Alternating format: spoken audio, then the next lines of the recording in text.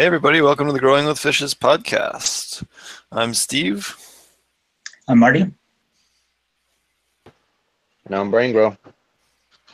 And we do this show every week to try and promote both aquaponic and cannabis production. This week, I had two different separate guests that were going to be on the show, and both of them had things come up over the afternoon. But we do have some, they're going to be on the show in upcoming weeks.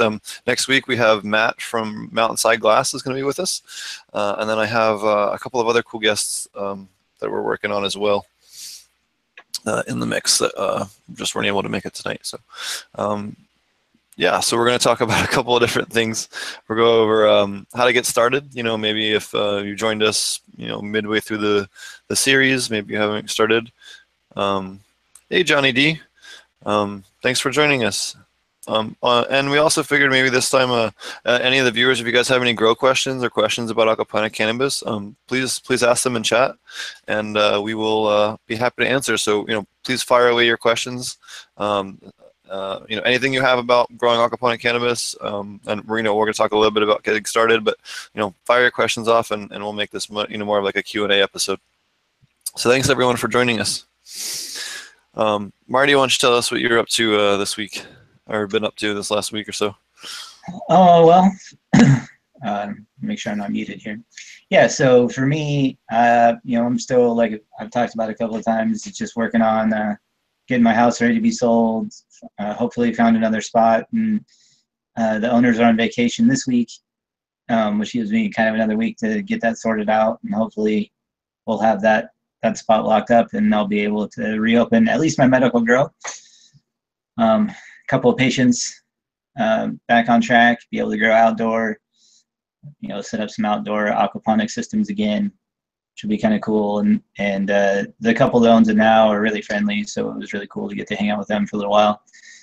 And so yeah, prepping this house to get sold. Somebody's looking at it next week already, so already somebody interested in it. So we'll see how that goes. Obviously, I don't expect it to be the first person that walks through the door, but you know, sometimes that does happen. I know next door, the house right here next door sold in 3 days. So I don't know if we'll break any kinds of records like that, but you know, hopefully it can sell within the next couple of weeks so I can still be able to get into this other properly zoned property. And bought a car that we can all fit in, so that was kind of cool. Again, met another cancer patient who's using cannabis. The guy was selling his rig because his wife had bone cancer and needed to pay medical bills. So I felt a little bad about having to buy the guy. It's like his favorite rig, and he has to sell it because this unfortunate circumstance. But you know, I went ahead and just paid him the asking price. I couldn't bring myself to lowball him. I just couldn't do it. So I paid him full price for it. It was a fair price though, so it wasn't too bad. And so just kind of doing normal everyday shit right now. I only have a few plants in the garage, so I don't have any grow responsibilities. But yeah, it was kind of cool to meet another cancer patient, like I was saying, that was using cannabis, you know, during their treatment. And I guess in their lack of treatment right now, she was having trouble getting service from the hospital, and was, you know, pretty much entirely on cannabis oil at the moment.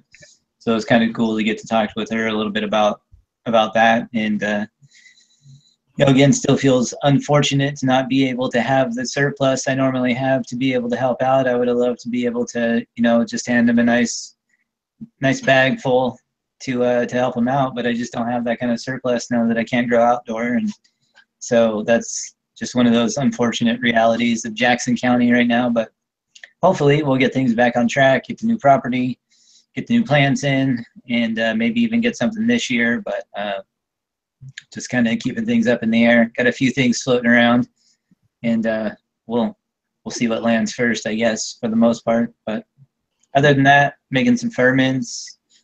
We made a dandelion and like buttercup ferment, like a flower power ferment. I had the kids help me with that. We had I have, like I said, I think I said in the show before, we have like a pear that grows. It's like either a sour pear or sour plum. I think it's a plum. and they taste terrible even when they're ripe.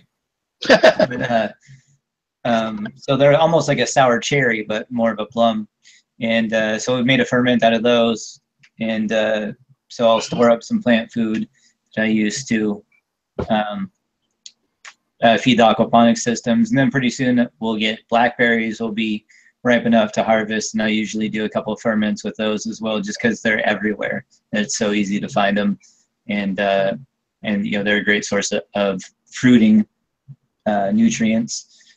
I usually take my dad's four-wheeler. It's got a bucket on the front, so I just put it up at an angle like that and just drive right into the blackberries and just have whatever falls into the bucket and come back out with a whole bucket full, and then ferment those out in 5-gallon buckets. So here in about maybe about 3 weeks or so will be time to start doing that. And they're just starting to get a few black ones. I like them to be almost spent, like almost rotting off, so they'll just fall off nice and easy. I've got a whole bunch of blackberries myself out in the greenhouse. Since it's been closed, it's been overtaken by blackberries. So it's not a total loss. Those things are just gathering plant food for you, hanging it out there. Yeah. I'll have to listen to the beginning of the show. See, I had a technical difficulty all of a sudden pop up at the last minute. Had to change. Well, we just started. Don't worry about it. Yeah, so nice. So what was the topic then, if you don't mind me asking, so I can...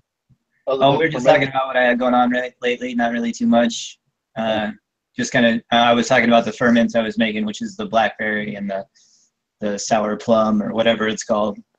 That's something. So how are you doing your ferments? Are you doing like a Korean natural farming style, or how are you doing that? I do mine with an EM1 bokashi, so it's a little bit like Korean natural, but usually they use brown sugar alone.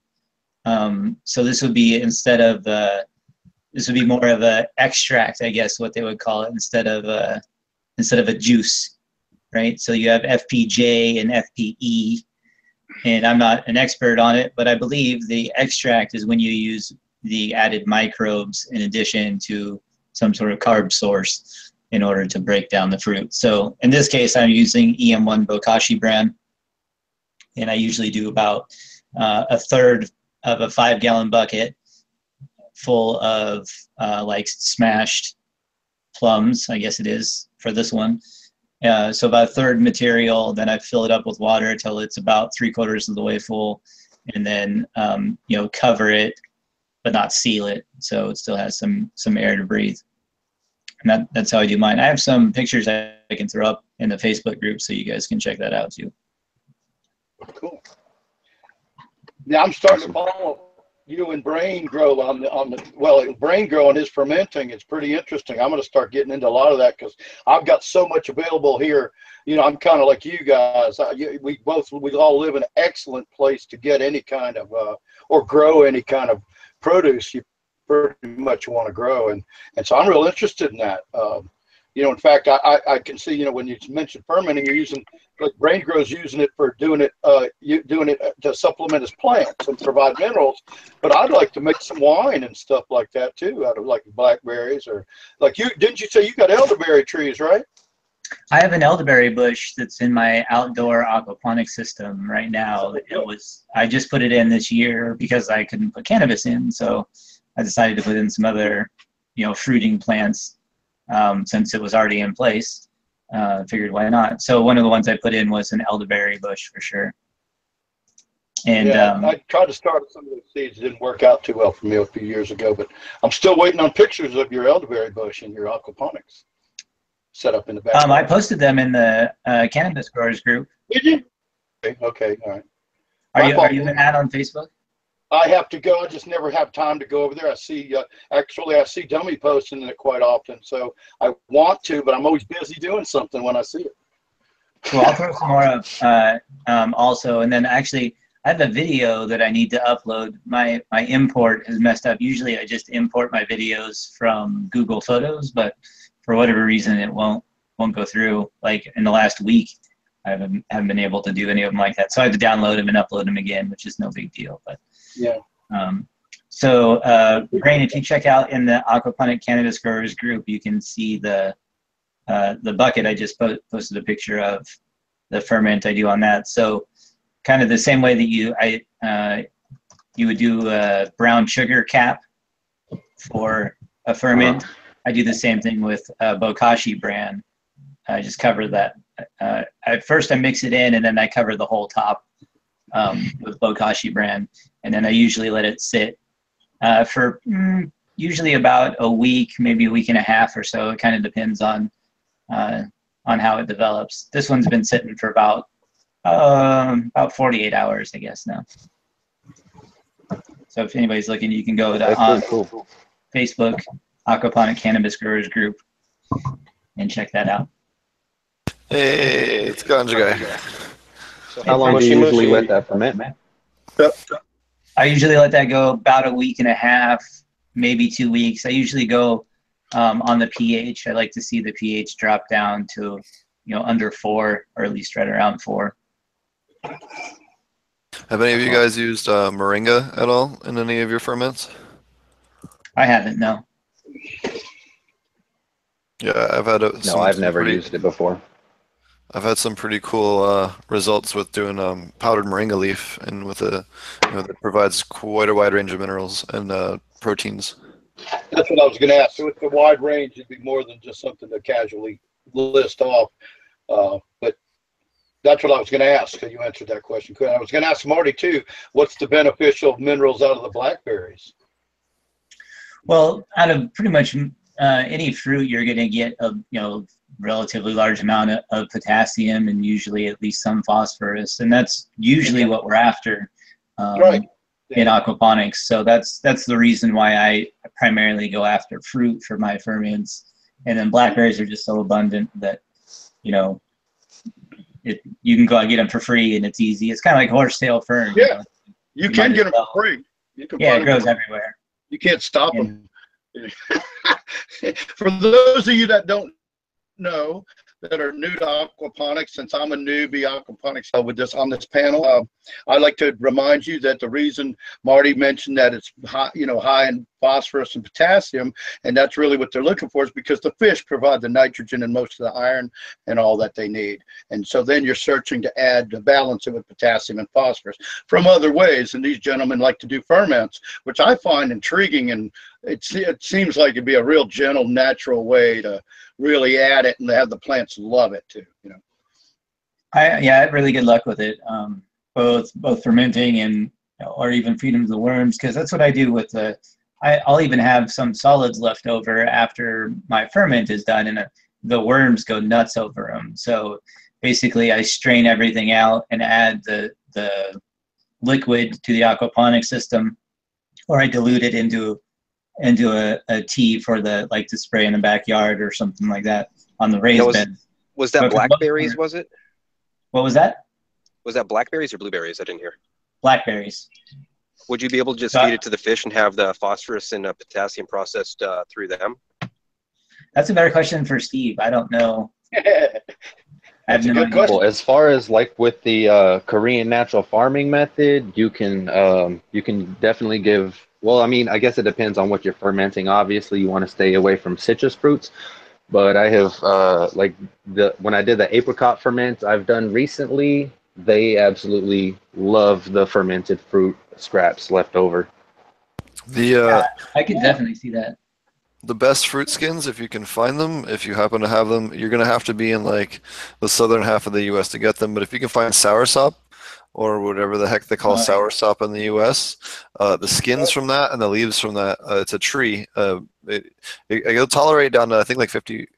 Hold on, let me look up what the U.S. name for that is. Hold on. Yeah, but the Jamaicans, they make a ferment with that in 55-gallon drums, and then they use cow or goat's milk along with the skins from the soursops and the leaves from soursop, and then there's a couple of other herbs there that you use. But also sometimes they'll throw nuni in there as well. Nuni is a really, if you've been in the tropics, nuni is a very common tropical medicinal tree. The fruit is very bitter and kind of hard to take, but they make a wine into it and they sweeten it, and it's much better when it's in a wine. That sounds like what is it that they have around here? Now I'm not going to be able to remember the damn name of it. It's a grape they make wine out of down here in the South.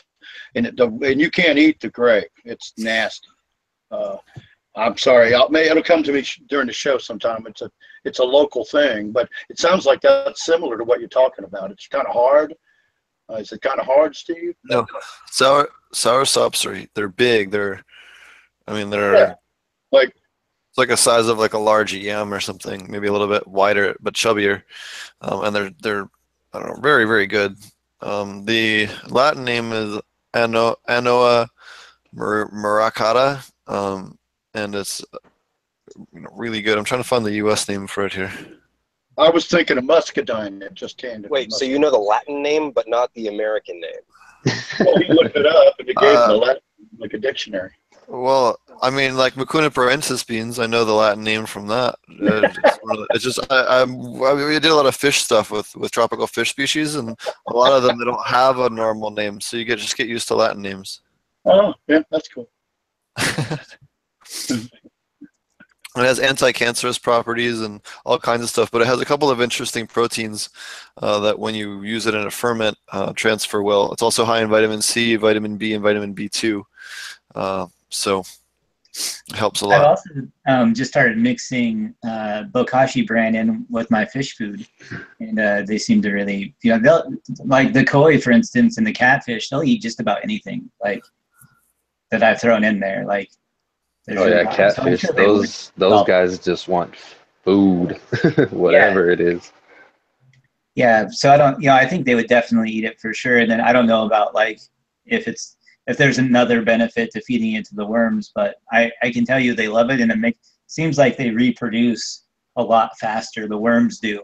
When I feed them the fermented solids, they'll just be like within a couple of days, it'll just have like an exploded population of tiny red worms. So it's always been a good way to boost the worm bin, and then all the liquid goes into the aquaponic systems. Yeah. And putting your raw fish waste into your worm bins is really good as well. I know they do that at Ouroboros, where they take the fish waste, then it goes into vermicompost, and then they break it down into, extremely good worm casings, because it's like, it's worm casings made from fish casings, basically. So. Right. So that's where like all of my solids out of my filter just gets slopped on top of my worm bin, and. Yep. Oh. Yeah. Mm-hmm. Using all of it. Yeah, I think there's no reason not to. It's kind of the same thing as Ouroboros is doing, right? I mean, they pretty much empty their sludge out and kind of kick it out, right? The thick stuff they take and they put it in that, and then the second batch they take and put it into the brewers. Right, they have like a mineralizing tanks or something. Yep, and I actually have a video on it if you're curious on it on my YouTube over at Ponics, in the how-to section, I think it is. Yeah, I think it's in the Ouroboros section. I'm gonna watch that. So. Yeah, it's pretty cool. You should check it out. Yeah, I've actually started doing that with mine as well, taking it out and just throwing an air stone in a bucket and adding some of my Korean natural farming ingredients to it, and letting that ferment for 24 to 36 hours, and then just add it straight to strain it out, of course, and then add it straight into the system. Right. And then I use a lot of I use some filter paper. Some places have in my system, I have little places where I just use like landscaping paper as a filter, and it cakes up on there, and then I take those out and use them in my sips. So it'll be the separator paper in between. They just get caked in waste. So I use that separator and then just lay it down, and it makes for, I don't feed my sips any nitrogen really, just because you're getting, so much of it from the system already that, I pretty much treat them the same way I dose an aquaponic system, just because you already get so much more from the system already. Do you want to explain to people exactly like your process, or maybe you can go over your process, and then I can mention mine and see if we have any differences or anything as far as the ferments. A lot of people out here, maybe this is new to them or haven't heard of this before. You want to maybe give people like a quick how-to? Sure. So I do a couple of things. So for my own rotation, what I have is in my kitchen, I have a bokashi bucket. which for that is basically just some EM1 Bokashi brand. I add water to mine. Not everybody does. Like a traditional Bokashi bucket doesn't have water in it. If you just look up Bokashi bucket, they'll just have you put all your food waste in there and add the Bokashi brand to help break it down. But I like to add mine. Sorry, go ahead, Roger. Is that Bukashi? That's Bokashi. Bokashi. All right, so Bokashi. All right, thank you. Just so people can look it up. All right, sorry. Mm-hmm. So, for instance, I ordered a Bokashi brand from Terragenics, which is an EM1 Bokashi brand, and it was, I think, on sale 2 for 1 was one of the reasons that I bought it. And then also, I've had great results with it, so I would definitely do it again. But it's similar to Labs. I mean, for the most part, their Bokashi brand is a rice brand. It's been inoculated with Labs, basically. And it's also got some brown sugar, or maybe it's molasses powder. I can't remember, something like that. So basically, you hydrate it, and it's just like making activated Labs. So it's really cool. So it's EM1 Bokashi brand. That's on Terragenics website. You can check that out. But basically, any Bokashi brand, you can make it yourself. There's lots of different ways that you can do it. But that's where I start, is putting in. And I only do, for myself, I only do fruit and vegetable waste. So I don't do any meat.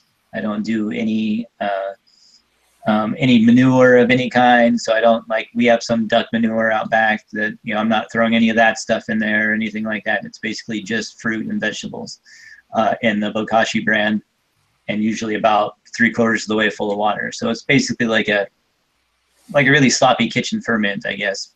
And I leave it in there until it builds up, and then I take that out to the worm bin, and it gets washed essentially into the worm bin, and they eat it there. So that's kind of like my main, I guess, sort of processing for like composting stuff. For fermenting, if I have things like the flower power ferment that I do, or the pears that we talked about, or the blackberries, I mentioned a little bit before, there's 2 different kinds.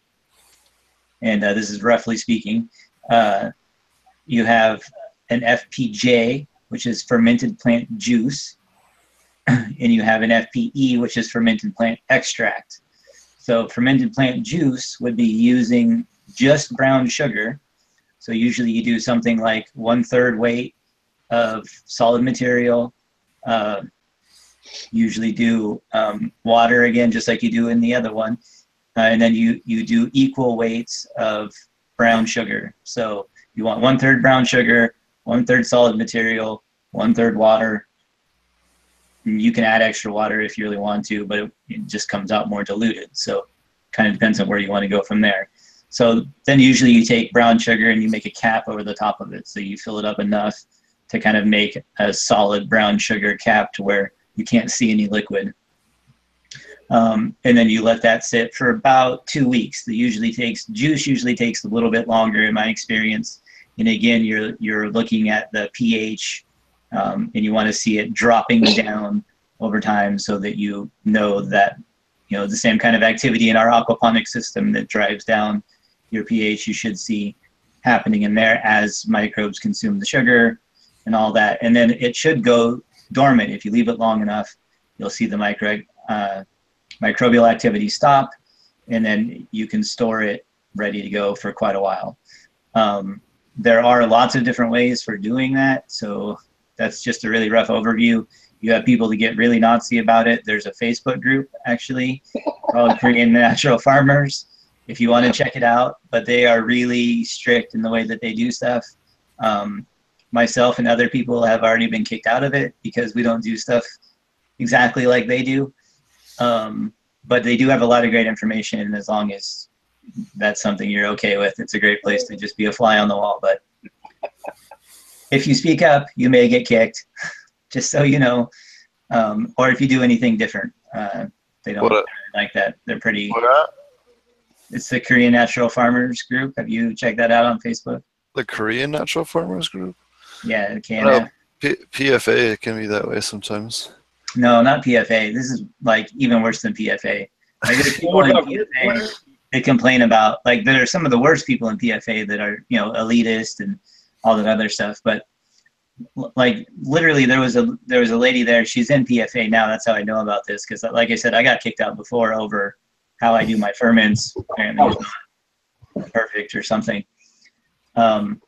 So and so kind of the same thing happened to her, was that she had posted a question, something about fermenting. I can't remember what it was now, but it seemed, you know, like a reasonable question. Like she was literally just curious about changing up a process, and they just like completely railed her. It was like, it was disturbing, some of the language that was used.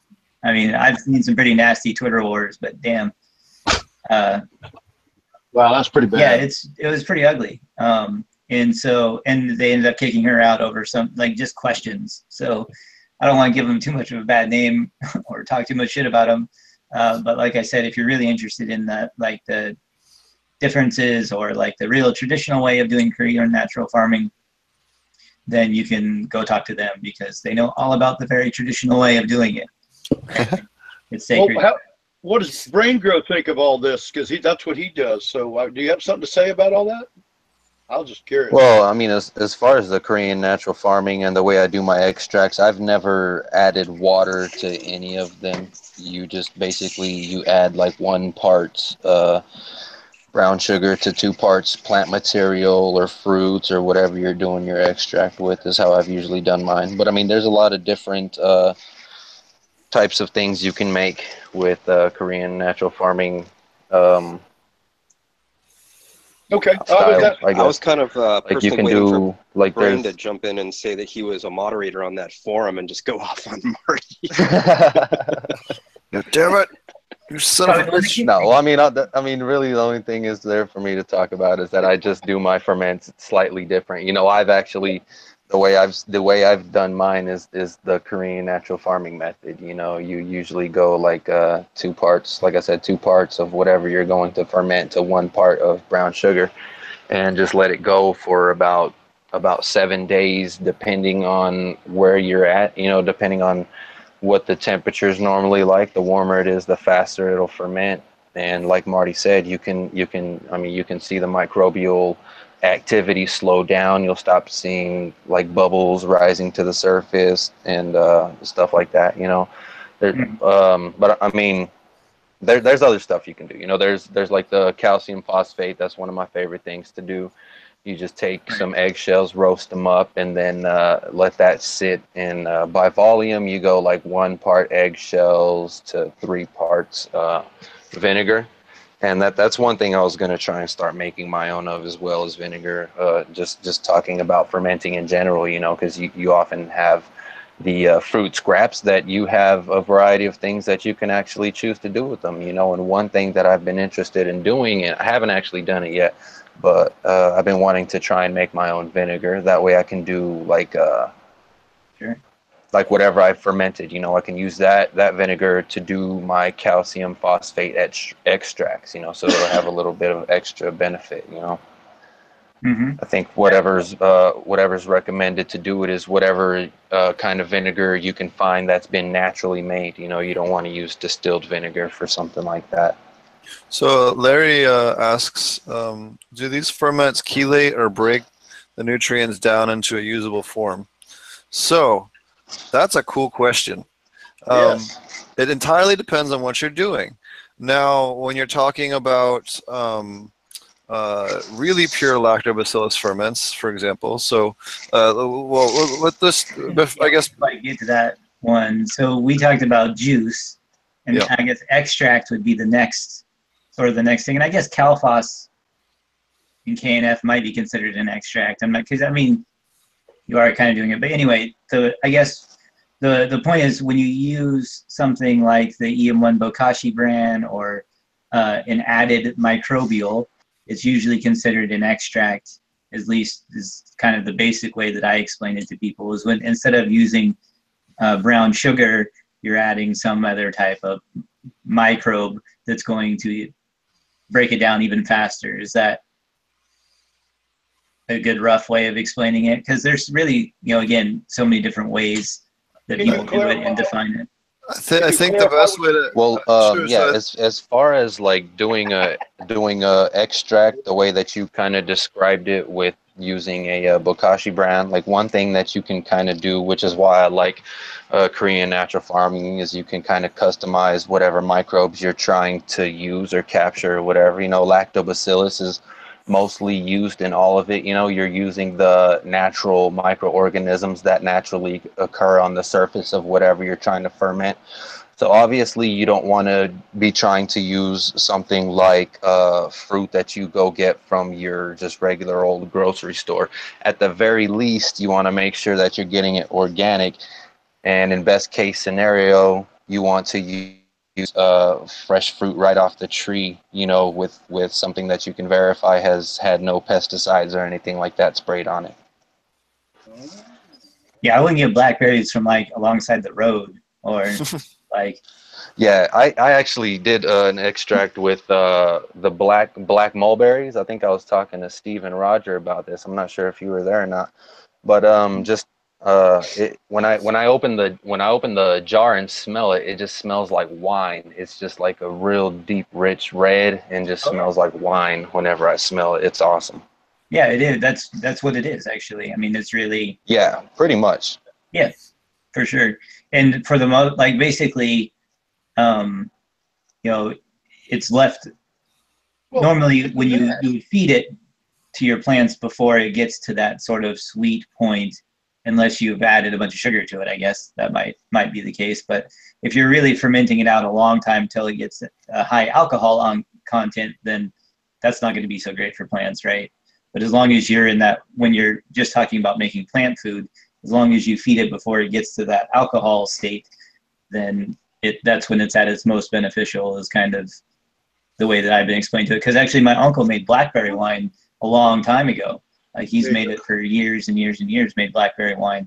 And so I actually kind of hit him up when I started doing some fermenting stuff, because he'd done it for human consumption as opposed to plant consumption. So it's kind of a resource to do that. But you can, you are essentially making wine, and you can even, do it with the probiotic aspect of it as well, and still have it be safe for human consumption. It's sort of like a wine crossed with kombucha.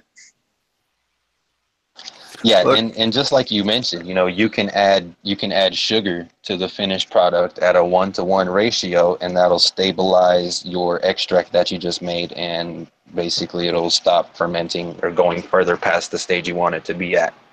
Right, and that will decrease your microbial life. So that's another way you can kind of control what you're doing in your grow too, is if you want the boost of microbes, you want to feed it as opposed to adding the brown sugar to it for storage. So it's a nice way to be able to store stuff for a long time too, or kind of decide what you want to do with it. Obviously, you can't store something that has a lot of microbial life, because if you try to seal it up in any way, it's going to build up pressure and want to explode, and so on and so forth, or turn to alcohol, kind of like what we talked about, which is great if you want to drink it, but not so great if you want to feed it to plants. So can I ask something real quick? No, Roger, no. Brain, when you said adding sugar, that was to slow it down, to keep it from turning into alcohol. Isn't that what that was for? So it's a way of shelf stabilizing. Yeah, well, I mean, I'm talking about shelf stabilization. You're still gonna have a nice diverse microbial population, but I mean, I guess in talking about sugar, I mean, I guess I could have been more specific. I'm talking about molasses. You add molasses at 1-to-1 by volume, and it just stabilizes it. Yeah, I wanted to, because you said you didn't want it to go to once it got to the alcohol, like a mash, like if you were making moonshine, you do the same thing and you let it turn into a mash, and you can drink it and get drunk. So that means that alcohol content at that point. So when Marty said you don't want it to go that far, and then you mentioned the sugar, I was seeing that as kind of a stopgap kind of situation where you could extend the time you could store it without it getting to alcohol. Well, the other thing you can do too is store it in the refrigerator. If you store it in the refrigerator, it'll last a little longer. But like he was saying, the best way to do it to stabilize it long term is to cut it about 50-50 or 60-40 50%, sugar to labs, or a 60% labs to 40% molasses or sugar, brown sugar, just to stabilize it. For all the newbies out here in the world, what does you mean every time you guys keep mentioning the labs? Some people out here have no idea what labs means.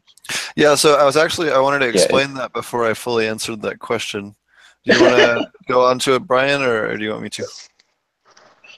Go ahead. They grind up Labrador Retriever puppies and feed them to the fish. Yep. Basically, we go down to our local animal shelter. It's pure red Dalmatians only. What are you guys talking about? Go pure and go home. That's why yours comes out a little whiter, right? Because you got all the Dalmatians. That's right. Got that black and white to help. Again, remember, all PETA complaints go to Steve. So we get the liquid lab rats, and labs is okay. So I guess here's a really good intro guide to doing labs. So go to your local Home Depot, buy a 5-gallon bucket with a lid, and then you're going to take that and you're going to get some rice wash. So you're going to get rice. Once you have your bucket, take it home, clean it out, make sure it's clean. Then you're going to get some rice you're going to make for yourself, or you're just going to buy it for the sake of making this, whatever you're going to do. Try to cook it for somebody or give it away to somebody that needs food if you're going to do that. Or feed birds, whatever. Wash your rice, and you're going to end up with this rice wash, which is super starchy. And that is a really, really good source for the lactobacillus to feed on. You can leave it open air in a bowl for a couple hours. It'll collect, hopefully it'll collect a couple of the microbes to get your lab culture started. Never really seems to be a problem. I've done this Jamaica, Colorado, California, Pennsylvania, Oregon, all over it. It's just naturally occurring. So after you've left it out for a couple hours, take that, put it in your bucket. And then you're going to take molasses. You're going to need about how many gallons of rice water do you guys use when you do it? I usually use about 2 or 3. I've never done it on a large scale.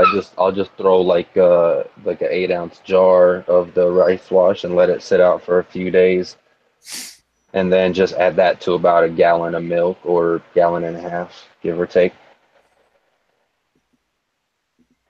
Okay. 1 second, we gotta do some moderation here. There we go. That's better. We had some random troll on the thing that was being a dumbass. Yeah.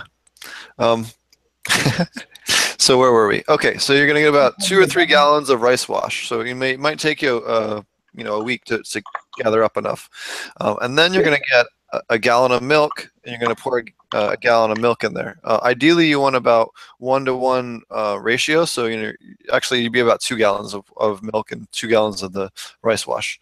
I just have lines on my bucket that I put with Sharpie, and I just fill them up to each one, and makes it simple. I highly suggest doing that at home, so especially if you're trying to repeat your dosing. Good idea.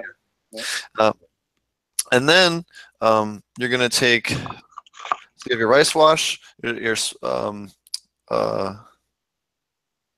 milk, and then you have your molasses. So you're going to put 2 to 3 pounds of powdered molasses into the bucket. You can buy that dirt cheap. You can get a big, huge bag, like a 5 or 10 pound bag of molasses at the garden center for I think it's like $11 or something. It's not expensive at all. So you put that all in there and you stir it up real good. And then you can take moringa leaf, you can take spirulina, you could take what's the kelp stuff called? The generic name for it, maxi crop. Any of your kelp-based stuff, and if you use any of those, or even like Marty suggests using dandelions and things like that, what it'll do is it'll take and break down the chlorophyll and break off the phytocyanin and some of the other, as well as some of the other compounds, and break them down that the plant needs, different proteins. Just one example.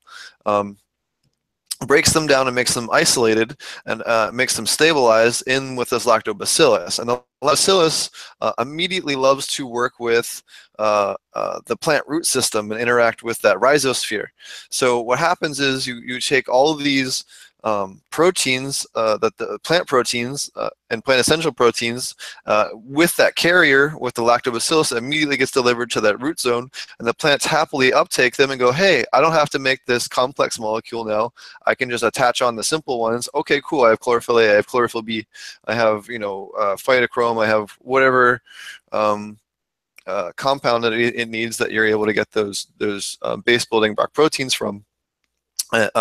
So that it just makes it much easier for the plant to work. You get incredible growth. So you got all those things in your bucket that we talked about. You're going to stir it all up. Then you're going to put the lid on that, and you're going to seal it up real tight. And you're going to put it in a cool place, maybe like in your basement or on the first floor, on like a cooler area underneath a desk. And you're going to not touch it for 2 weeks. And then once those 2 weeks goes by, take it outside, crack it open, and you'll have your ferment. Now, you're going to have something that resembles cheese on top. Take that, put it on your vegetable garden, put it on your fruit trees, put it on your lawn. If you've got a patch of lawn that needs to be revived, if there's a dog that went to the bathroom in an area too many times, it'll help re-stabilize that soil and make it much more positive for plants. Your chickens or ducks or your dog, yep. You can grind it up, feed it to your fish. Oh yeah, yep. And fish love it. You can feed it to your animals, feed it to your livestock. It's great for cows and horses. They've been using it since the 16 or 1700s for that. You can also make your own cheese out of it if you're interested in doing that. And there's a couple. I mean, you can also use. I've heard people of using potatoes. They kind of mash potatoes or boil potatoes and make like a liquid potato mash, and then use that in place of the rice wash. So you can experiment with other starches and things like that as well. You don't have to, stick with that. Just. I see Roger over there right now. He's like, I go full on vodka if I'm getting potatoes. So you can do vodka dosing too. So that's it. You could make vodka. Yeah.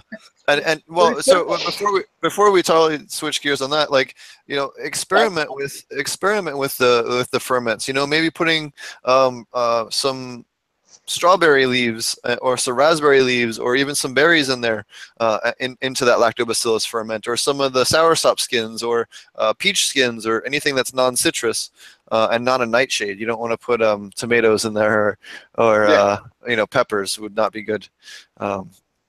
So, don't put anything, or potatoes, don't put those in there.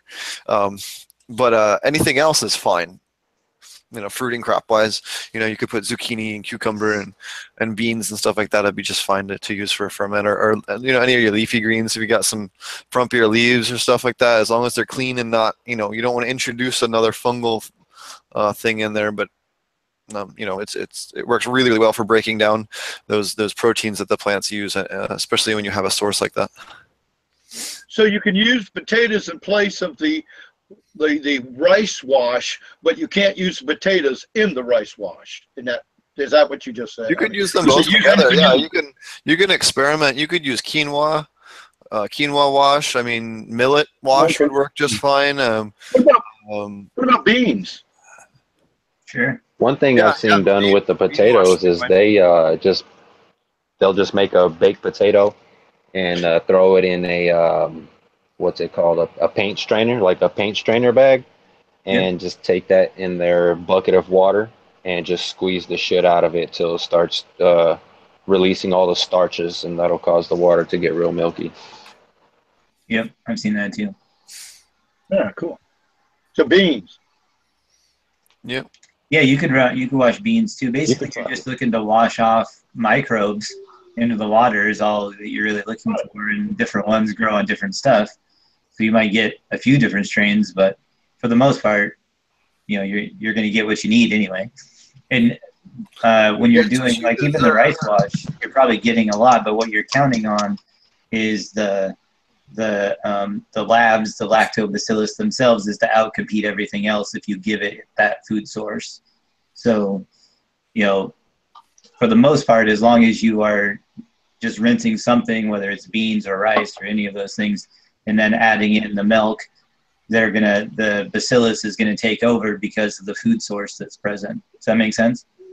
Yes, yes. And now, yeah, actually, the answer to my original question was labs is lactobacillus. It's short for lactobacillus. And this is how you create this is how you create your fermenting in doing it. Okay. Yeah. Awesome. See, that's why I wanted to ask those questions, because a lot of us have not used this, because unless you've been into aquaponics or some kind of other organic growing in a very, I would say, a higher level than most people talk. When they talk organic growing, they're not doing this. You know, they have no clue. You know, so that's what I'm loving about it. So that's why I pick y'all's brains, because we're really spreading the information out here now. I'm telling you. Yeah, and just to break it down a little more simply, like, I don't think you quite need the volumes that Steve was talking about. Like, I know with the lactobacillus, you'll find like countless videos out there that just say all you need is like 1 to 10 on rice wash to your milk, and then just ferment that. And like he explained, you know, you'll have that cheese layer forming after, you know, after about a week. Really is all it's ever taken me, like 5 days, to be honest, and everything will be real solidified on top, and I can strain that out. And that's just like the bottom line, easiest way to do it. And you could also, if you strain off the top and you take a turkey baster and you just take the pure liquid from the middle, you can store that in a mason's jar and keep it like a mother culture, the same way you would for vinegar or kombucha or something like that, and save it permanently so that you can reuse those microbes. And you can even add a little bit of recharge. I mean, you can add all different kinds of stuff. Like it's kind of like an open door, and you can go now experiment with all these, figure out what works for you. Do use a little bit of your own research, check out some of the other stuff that people are doing, and feel free to use all different kinds of stuff.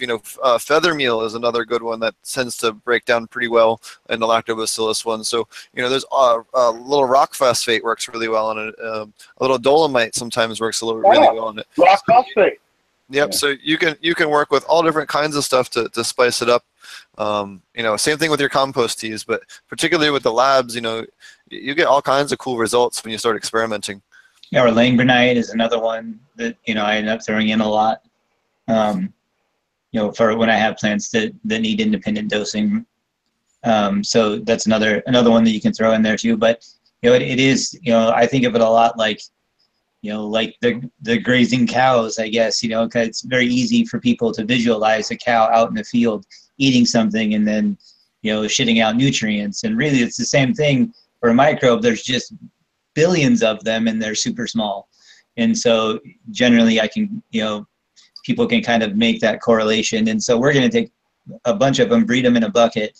And then that's what we do with the, especially like the fermented plant juice, is that we want it to stabilize with readily available nutrients. So what's already been processed can be stabilized. And when we say stabilized, that means that we don't want the microbial life to continually expand and create pressure in its sealed environment. And so they've reached some sort of balance with their environment, I guess. And then you can dilute them store them for longer, or all those different things that we talked about.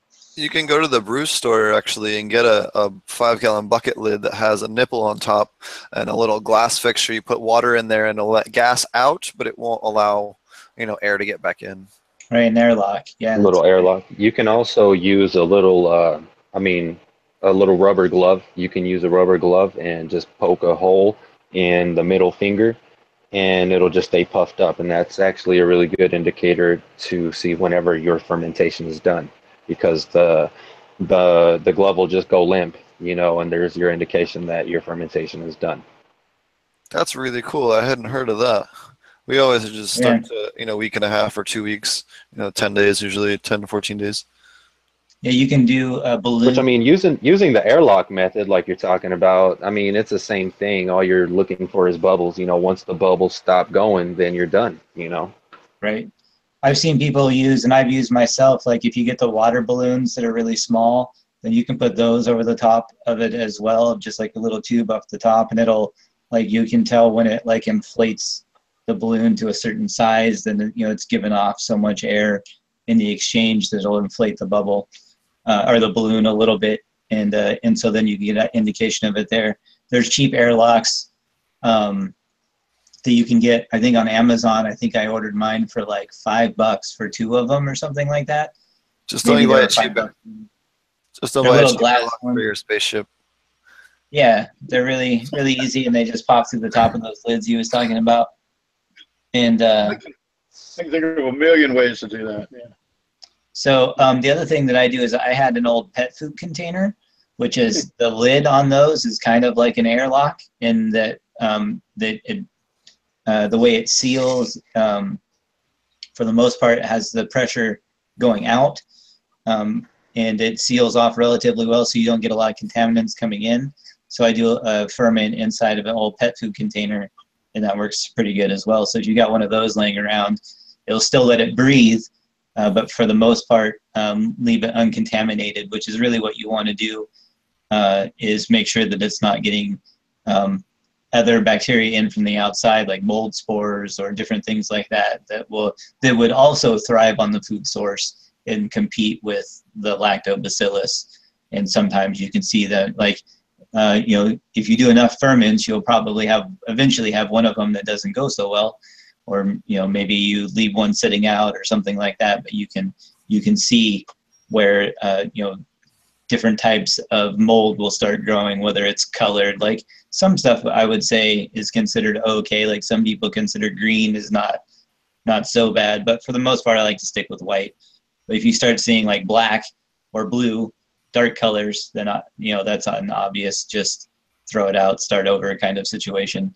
So those are kind of maybe the things to watch for in your ferments as well. But I think for the most part, people will find that they're just relatively easy to do. You're just throwing shit in a bucket and waiting. And, it's really not rocket science. It sounds way more intimidating than it actually is. Like, we could talk about it for 2 hours here.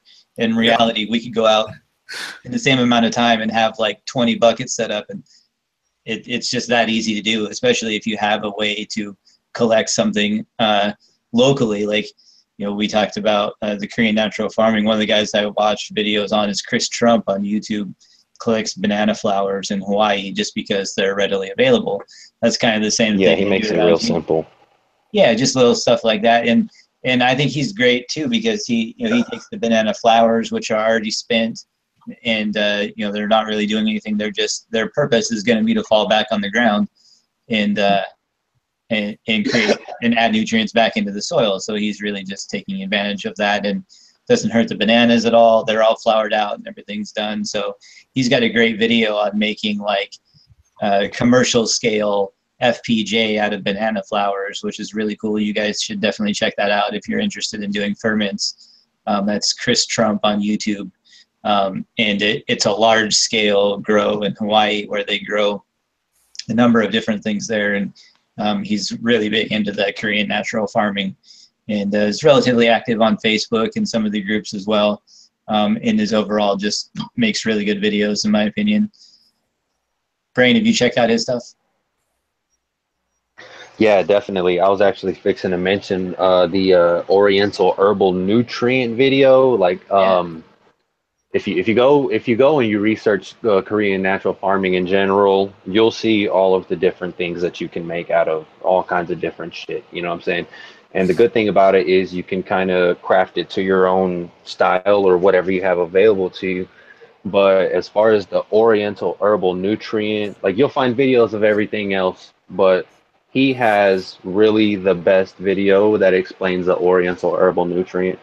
And you can even get creative with that depending on what's in your area or what you have available to you. And one thing that I was actually wanting to try was making like a cannabis-based Oriental Herbal Nutrient to add to the lineup, taking maybe like some dried up leaves and doing the fermentation that way, or maybe even fresh leaves, or maybe even buds, to get more creative and do a flowering based fermented flower juice, I guess you would call it, kind of along the same lines as you would make a fermented fruit juice. I was wanting to get creative with that, and that's a good thing about Korean natural farming that I really love. Yeah, and I would definitely do that. And I compost a lot of my stuff too. Another great place that I think is a great place to put a bokashi bucket, or any sort of really like composting bucket, is in your grow when you pull off leaves and stuff like that.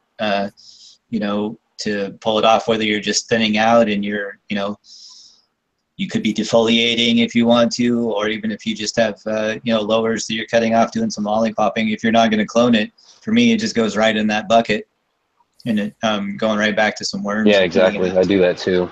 Yeah, so that's a great place to keep something like that. And the OHN idea, I think, is pretty cool. I don't know about putting bud in, and I think maybe you might have a little too much weed on your hands if you're going to start fermenting it just to grow more weed. Yeah, exactly. Yeah, I was like, well, I definitely don't have a surplus like that to be able to just experiment with it yet. But I could start with the leaves, because the leaves really have a lot of the cannabinoid content as well. I've made coconut oil topicals just using the leaves, and they work for pain excellent. Like you wouldn't believe. And I can definitely see that the leaves would add some value to oriental herbal nutrient, because you can use dry and you can use fresh ingredients. So there's ways to mix it up as well. And I was thinking maybe dry leaves. I don't know. You know what? I'll cross that bridge when I get there, I guess. But yeah, definitely. Post-sift. Keith, calm down. Post-sift. We'll make sure to sift it before we fermented it. I know how big you are. Right. What I was gonna say is, so if you're making bubble, because I've been making a ton of bubble with trim, after I run the bubble, I got a bunch of just wet trim. Yeah. Organic matter. Yeah. Shit, I've never thought of just putting that in there. That would be, I feed it to worms. Try that. Like, definitely trying that in the next 30 days. That's happening. I was under the understanding, now maybe this is when you just use it for compost. I was under the understanding that it was not a good idea to use cannabis organic matter for compost. Now you're talking about fermenting, so maybe that's different. But does anybody have an opinion on that? I was under the impression you did not want to use your leafy matter of cannabis to make compost to grow in. I'm of the opinion. The only reason I could see against that would be the added nitrogen value. That's the only thing I could see against doing that. No, I mean, they could potentially be a pathogen vector, but if you're using something like lactobacillus in order to help increase the speed of that breakdown, as well as compost tea, you're going to have so many beneficial microbes, you're not going to have to worry about that. Okay. Okay, I just wanted to clarify because I know some other to get a little more in detail, like with the oriental herbal nutrients, you're gonna do the fermentation depending on what it is. Like if you're using a fresh ingredient, you're gonna start it off the same way that you would with a fermented plant juice or fermented fruit juice. And me personally, I always make sure to spray my plants with lactobacillus, because that keeps powdery mildew away. Like I've never had powdery mildew since I've started spraying with lactobacillus, so it has endless benefits as far as that goes.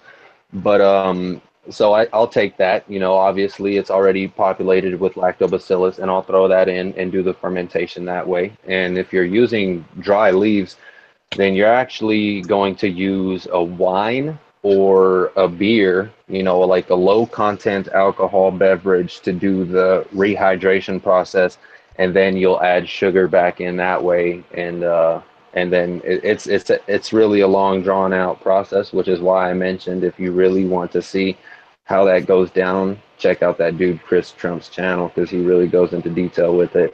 Yeah, that sounds awesome, because you're going to get to see all the different nutrients that you can produce from different, like, produce. Yeah, exactly. Produce from you can use stuff that you grow on your own. One thing that I've done in the past, like last year, I had some tomato plants growing outside, and I used that to do a fermented plant juice. And that, whenever I use that really, like, if you want something to really make your plants start branching out, that seems to have hit the nail on the head for me. Because if I need something to start branching out, I'll mix that fermented plant juice up that I made from the tomato plant, and that just makes them just really start shooting out stems. So you're making a tomato ferment and that's not having any kind of negative impact, even though it's a nightshade? No, I mean, I fermented it the same way I've done anything else, you know, and I spray it foliarly. I don't know why. I guess you can go ahead and educate everybody on why that would have negative implications. Oh, just nightshades have a couple of different compounds in them that are they call it lilipathy. Basically, tomatoes they release histamine and a couple of other compounds, basically to make other plants not grow as well near their root system, so that they can, steal all the nutrients from the soil.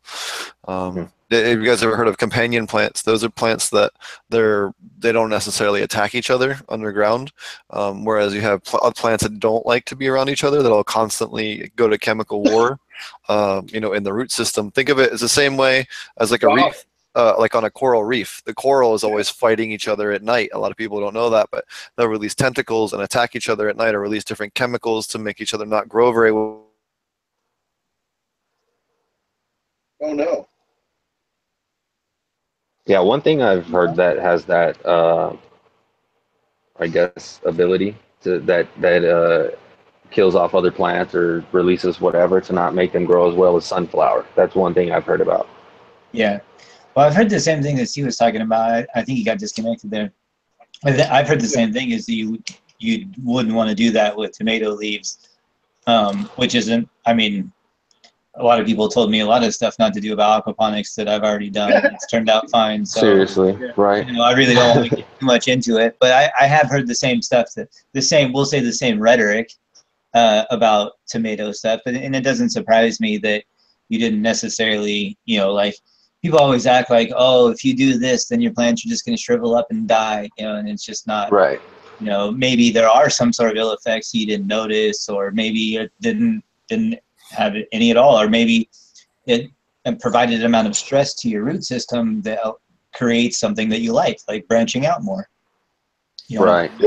Like maybe there's an element that's detrimental, just like super cropping is detrimental to the stem, right? But it's still beneficial overall. Hey, welcome back, Steve. Yeah, sorry about that. I don't know what happened. My internet connection blipped out for a second here. Hey, no problem.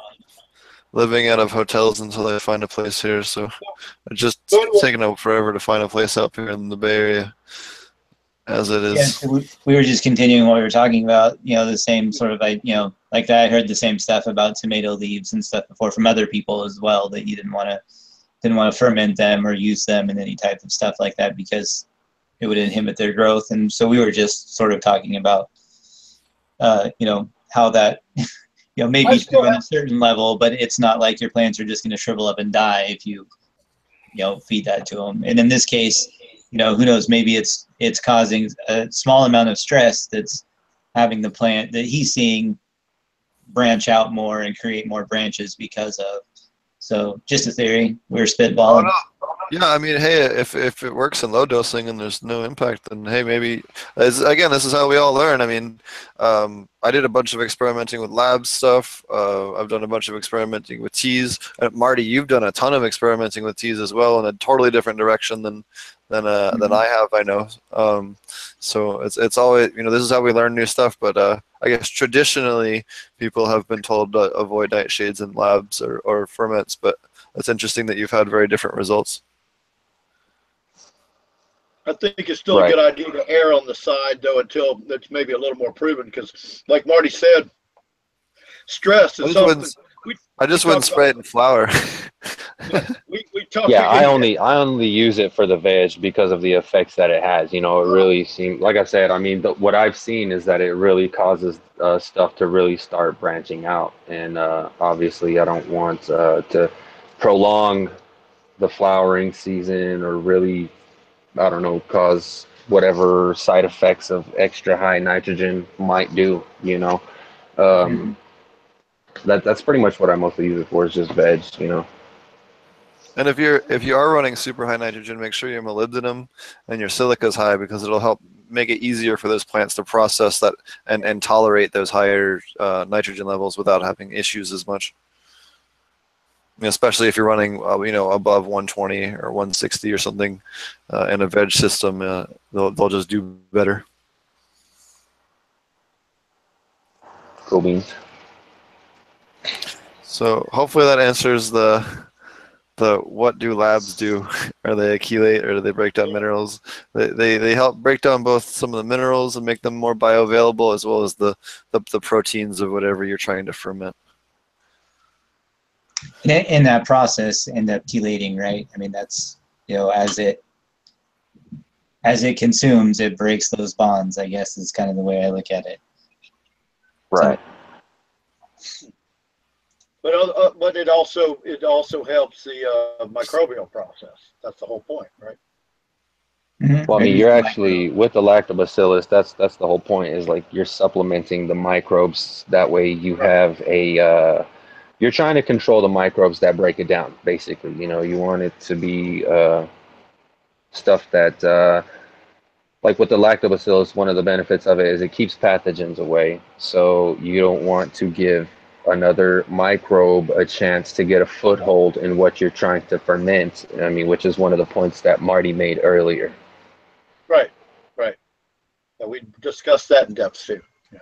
Right. So if we just kind of go back to my cow analogy, it'd be like if cows could actively defend themselves, they were like half cow, half wolf or something, so that they were also, that's kind of why that microbe is selected and used so often, is because it will outcompete everything that's there. So if you put in a food source, so just imagine like, when we put in a food source, it's like just a huge field full of grass already grown this tall, and they can just come in and eat as much as they want to. And once it's all eaten down and it's relatively one height, and you just have a little bit of growth and a little bit of consumption as opposed to a large food source. That's what we're talking about, being stabilized, right? So you don't have you don't have a big bloom anymore. So just like if the field was already grown 4 foot tall, full of grass, you'd have a whole bunch of food readily available, no cows eating it. And then you release all the cows, they eat everything down, and then you would eventually reach an equilibrium. And then that's kind of what our analogy is here for stabilization. Does that make sense, Roger? That's excellent. Yeah, and I think everybody else there can understand everything we've gone through because we've broken it down so far tonight. It's fantastic show tonight. Sometimes the best shows I found, I always think we say the best shows are with a guest, and sometimes like last week's show, it basically turned into a guest and Steve and BrayneGro, and I'm telling you, man, I watched the whole show and it was freaking awesome. Because y'all just started talking about teaching people how to do shit, Yeah, like tonight, this is great. Yeah, I'm having a good night. Yeah, excellent. Thank you so much, Marty, and all of you guys for, allowing me to question you and break it down from all the beginners and potential aquaponics growers out there. Because even for organic growers, there's so much to offer to hydroponics and organic. Not as much, because you're not going to dump, concentrates, that turn your and thicken up your resin hydroponics so much. But in organic grows or soilless grows, I can see this. Like I'm doing soilless grows right now. I've been through hydroponics. I got a greenhouse with 250 plants. I don't need to do hydroponics experiments. I'd rather do small experiments, and I've been going through a soilless phase, and I can see in a soilless phase, just like it's like your dual root zone. I'm kind of taking your dual root zone, the top layer, and thinking of it like that, and adding that kind of thoughts to growers that want to do soilless, that haven't got to aquaponics or hadn't decided to take that step. And so I find it fascinating, just like the Korean natural farming and the what was it, the organic nutrient? What'd you call it, BrayneGro? The what organic nutrients or something like that? The Oriental herbal nutrient. Oriental herbal nutrients. I could see that applied to soilless, and even soil for people. Oh yeah, absolutely. On the organic side, and that's what that's what I'm having a blast. And then I know that we've got some listeners, and we're developing a wider range of listeners, and with the help of what Brayne's been doing support and sharing some of this information about this Korean natural farming on ILGM. at the forum. So I'm really excited about it for that. And I think if we can get people to keep listening and understand us, just because you don't want to grow aquaponics doesn't mean it's not a good idea to listen to people talk about what it takes to make a stable microbial and beneficial environment for both fish and for plants, because it works both ways. So, thank you. Sure. Yeah. And I think, maybe just one caveat on the OHN thing is that it's definitely not the easiest one to start with. Like, exactly. That's the most difficult one. Yeah, it's like 3 or 4 stages depending on which method you use. And so just, have your notes ready, or maybe even if you're just starting out, maybe do some labs first. And because it's a similar process, kind of a similar idea, but just not quite as involved. There's a couple more steps in the OHN process, but yeah, it's awesome. And there's like you mentioned, the cow foss. There's really ways in which growers produced all of the things you can buy off the shelf before you could buy them off the shelf. Like we've, as humans have grown stuff for thousands and thousands of years. So obviously not everybody was growing with General Hydro 1,000 years ago. So, there are ways to make this shit. And so it's really cool to see a lot of them coming back around and being used again. And so I hear a lot of the rhetoric when you get into, like when I talk with even growers that I know now that are still synthetic hydro growers, and I'm sure you probably get it on your forum a lot, but it's just like, oh, well, it's too much work to supplement aquaponic systems, or it's too much work to, make your own food or go organic or all this other stuff. And it's just really, really not that difficult. Like once you start just trying to match up product to product, like it's not like you got to make 5 different things to replace CalMag. You might have to make 1 or 2 different things to replace CalMag. There's really only, a limited amount of stuff you can do. And some of this stuff you can make it once a year and keep it in concentrate form and be able to store it up. So there's a lot of, I feel like, really unfair comparisons between, like, yeah, maybe it's difficult, or it takes some, it takes 2 weeks to make your plant food. Well, yeah, it takes me 2 weeks to make plant food for 6 months. I mean, that's basically what it comes down to. And so that's that's some of the frustration around where I feel like a lot of people just make excuses to continue spending money, because otherwise they have to admit to themselves that they've been spending a lot of money they didn't have to for a long time. And while I understand that, I just encourage all of them to start, just pick something and make it, and understand that you can then make it and replace it, and how long it will actually last, so that you can get a fair comparison. Don't be like, they'll read over the thing on the internet and be like, oh, this takes 2 weeks, fuck that. Well, yeah, it takes 2 weeks, but understand when you're done with that process, you're set for a year. And if you make enough of it, and it's really not that much different to make 5 gallons versus 1 gallon. You just get a different bucket, a little more product. So, I definitely feel like there's that missing piece of that debate that comes up all the time in forums, sometimes in our group, in the Aquaponic Cannabis Growers group. And it always baffles me that it's too much work for a hydro grower to supplement an aquaponic system, and yet they will pour everything into their hydro system. But I think that in answer to exactly. I was actually fixing to say, technically it's less work because we have nitrogen covered. Right. We have nitrogen. Yeah. There's no need to do anything with that. And then also the water changes are just significantly less. That's, I'm just talking man hours in the garage. I'm a self-admitted lazy motherfucker. And that's like the reason I don't like pulling weeds. I don't even like my outdoor beds that much. They can get mostly neglected because they can't have cannabis right now. I have strawberries and stuff in them, but there's weeds in them too. And I just let it grow over because I don't like pulling weeds. I'm lazy. And so I think, personally, aquaponics is a lot less work than hydro, and I've done both of them. And I've done outdoor, and I've done soil, and I've done all of it. And I still think aquaponics is by far the easiest in terms of maintenance, because for the most part, you can feed the fish. Sometimes you can not even feed the fish. Like, I've left my systems completely alone for up to 5 days and not really noticed any kind of difference whatsoever in the middle of flower. So I really feel like it's the most flexible growing environment. It allows you to kind of keep this continuous microbial culture going that you can feed different stuff to. A lot of the stuff you see in Exactly. probiotics. And Just to make another argument, you know, aquaponics is probably downright more fun to use than any other method if you can learn how to use it right, because you can incorporate all methods into what you're doing. You know, you can incorporate soil growing into what you're doing, and you're already incorporating hydroponic growing into what you're doing. Plus, you're adding fish, and like you mentioned, the microbial life that you have to sustain as well. right, you have to, or your system crashes. I mean, it's like, you know, it's literally a culture, right? I mean, if you think about it, like I Exactly. harvest mine to feed to my sips. I harvest microbial life to feed to my raised beds from my outdoor systems. All of those things that I mix my tea into, I'm just taking a piece of that culture and that microbial life, whether I'm taking solids from the filter or just some water from the tank.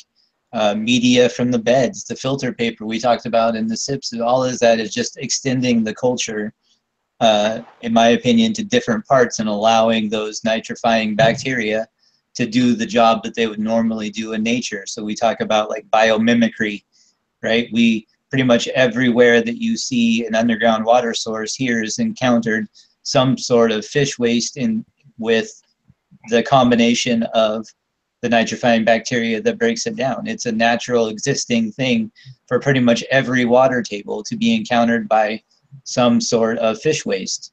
It's just sort of the natural way of being. And not only that, I mean, there's a separate microbial web for phosphorus, and that's where something like Mammoth P comes in. There's a separate one for, you know, potassium. You know, there's a separate one for zinc, a separate one for iron, a separate one for everything.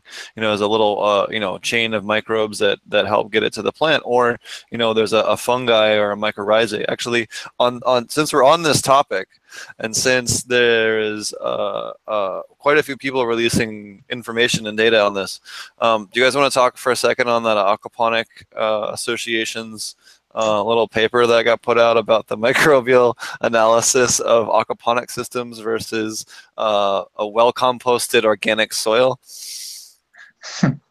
We know you want to talk about it. I actually didn't get a chance to read that, Steve, but I will let you go ahead and take the floor on that. Oh yeah. So actually, why don't I just open it here real quick, and I can actually cite hard numbers. But basically, so they did this study. Maybe prefaces. The soil grower, organic growers. There's a small little cult of them that have formed, and they're trying to push out all soilless growing from being organically certifiable. Now, there is no scientific basis for this. There is no health safety issue basis for this, and there is no difference in you know, Brix level, nutrient value of the final crop. It's strictly just marketing bullshit and greed, where these guys are trying to carve out a little monopoly for themselves and screw over everyone else. You know, just for the sake of you know, monopolizing the organic label, and that's the only thing it's about. So they went and funded a study to test the microbial biodiversity of aquaponic systems at different commercial farms around the United States against the microbial biodiversity of a bunch of different composted microbes from soil microbe farms. What they found was the aquaponic systems had more bacteria, more protozoa, more mycorrhizae, and everything else that was plant beneficial was found in more biodiversity and in greater quantities per square inch or per square meter than anything else. Boom. We got more microbes, bitch. Yeah, so their whole little rant thought that was and everything just completely backfired. Yeah, well, you know, one thing you got to think about that too is with the soil they were actually testing against, were they trying to add microbes and stuff, or they just measured some? I mean, where'd the measurement come from? I mean, their argument is that they should only come from well-composted soil is the only thing that should be organic, which is okay. So ridiculous. You're saying they're on their own merit. They're arguing that. Yeah, I agree with you. You can supplement purely organic soil too. Yes, I agree with that. Yeah. That's an excellent idea. I'm trying to find the exact article. Does anyone remember what? I'm trying to find it here. So these were the guys that were actually trying to prove a point. They got a point proven to them. Yep. Hey, Steve. I know we're going to be talking about this article in just a second here on the show, but I really do feel that with the population of no-till growers and soil growers that we have in the Dude Grows community, this is definitely something that you should ask Scotty and Brett if you could bring up on the show. Heck just yeah, kind of that put would be people in fun. their place. Bring them over. I don't necessarily mean put them in their place, but definitely be like, look, like. No. We are better than everyone else. We need to establish that. Okay. the aquaponic master race. Aquaponic elite. End up like the PC versus console thing with the. Oh my! No, that's not a debate. Let's not go into that. With the PC master race and the console peasants. No, if you want to base that argument on logic real quickly to shut it down, PC is the best because PC gets all the fucking games. Yep. And to clarify, there's no. See, here's what it is, because console games, the only reason that they exist is to get the kids off of the PC so Dad can play the PC. That's because PC is the best. That's really all. Dad doesn't play the PC. Xbox. Dad uses the PC to go look at something and scream it. Go let Daddy needs to use what does the VR. chat think? No, I'm just kidding. Just deal with it. Gamers, huh? Bunch of gamers. Actually, Huh? I had a quick thing. So, Fish Ganja Guy, you were featured, I think, on DGC, or you were the. Oh yeah, they had me as executive producer again today. Okay, I didn't know if you were on there or not, or did anything. I didn't have a chance to listen to the episode yet. No, he listened to anything. It's just because I helped Scotty out with some stuff while he was on his vacation. Made sure that his vacation with his wife, which was long overdue, was actually a good romantic one. I scared him away from all the tourist traps up in the bay. Yeah, I did that too. Actually, let's talk about that a second. So, shout out to the DGC. They actually gave a big shout out to Ouroboros Farms, where I teach at. I'll actually be teaching a cannabis class out there next weekend, the in-person one, and then we're gonna set up hopefully for August for the for the next. Actually, I think they gave a shout out to Ouroboros Farms. Yeah. Hey, Ouroboros. you know, he tried.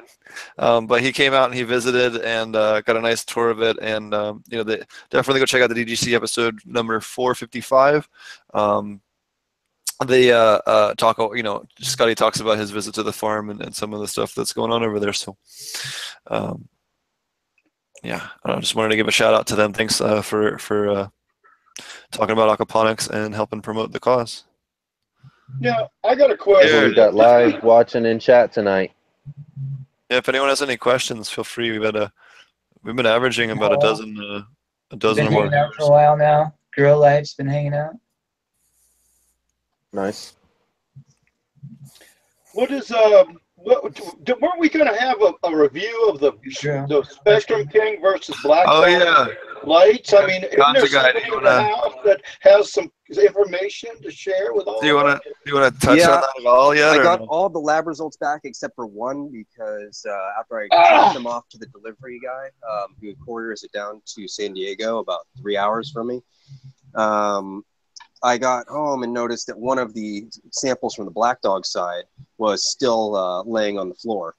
So I have to get that either to the courier this week, because he only does one run a month, or I'm just going to carrier pigeon it down to the lab because it needs to get done. But overall, I know who the winner is. It is definitely clear that when it comes to yield, Spectrum King definitely won it. But the study wasn't about that. It was about the potency differences from the spectrums, because everything was the same except for the spectrum. It just had some panda film separating the room down the middle. So that was the only difference. It was same phenotypes that were in the study, come from the same mom, and So far, got I me have going. 2 samples that I decided to use. One was Cross of the Titans, and the other was Crystal Cookies number 4. And I have the Cross of the Titans result back, and there is a 2% THC difference between them. I just want to get that other one from the Crystal Cookies back, so that way I can make sure that it's both going towards the one lighting company and not one is one way, one's the other way, because that would just be inconclusive. Strain so dependent. I just want to hold on and wait until I get that other result back, because they're completely different genetics on those 2 plants. So I know that it's not going to be a strain dependent thing. No, okay. Because it could be actually, yeah, it could actually be. The light might affect So, it. I don't want to speak too soon. I want to make sure I get all my stuff back from the lab. Unfortunately, I can't do the terpene profiles for it yet. I'm going to save a couple nugs just because I want to do that down the line. But Oh my God. I've had bad experiences with What's that? SC Labs, so I don't want to work with them again because they really screwed me around the last time. So the lab that I'm going with these days, they aren't going to have terpene profiling or testing available until end of the year. They're supposed to have it earlier this year, but we're running a little behind. Shit happens. It's expensive equipment, so I can't really hold it against them. But I'm trying to get those results as soon as I can, and I'll be announcing it on my channel and also here on the show. Cool. Awesome. Do you want to make any statements about that at all, or as far as? I know what you're hinting towards. All I can say is,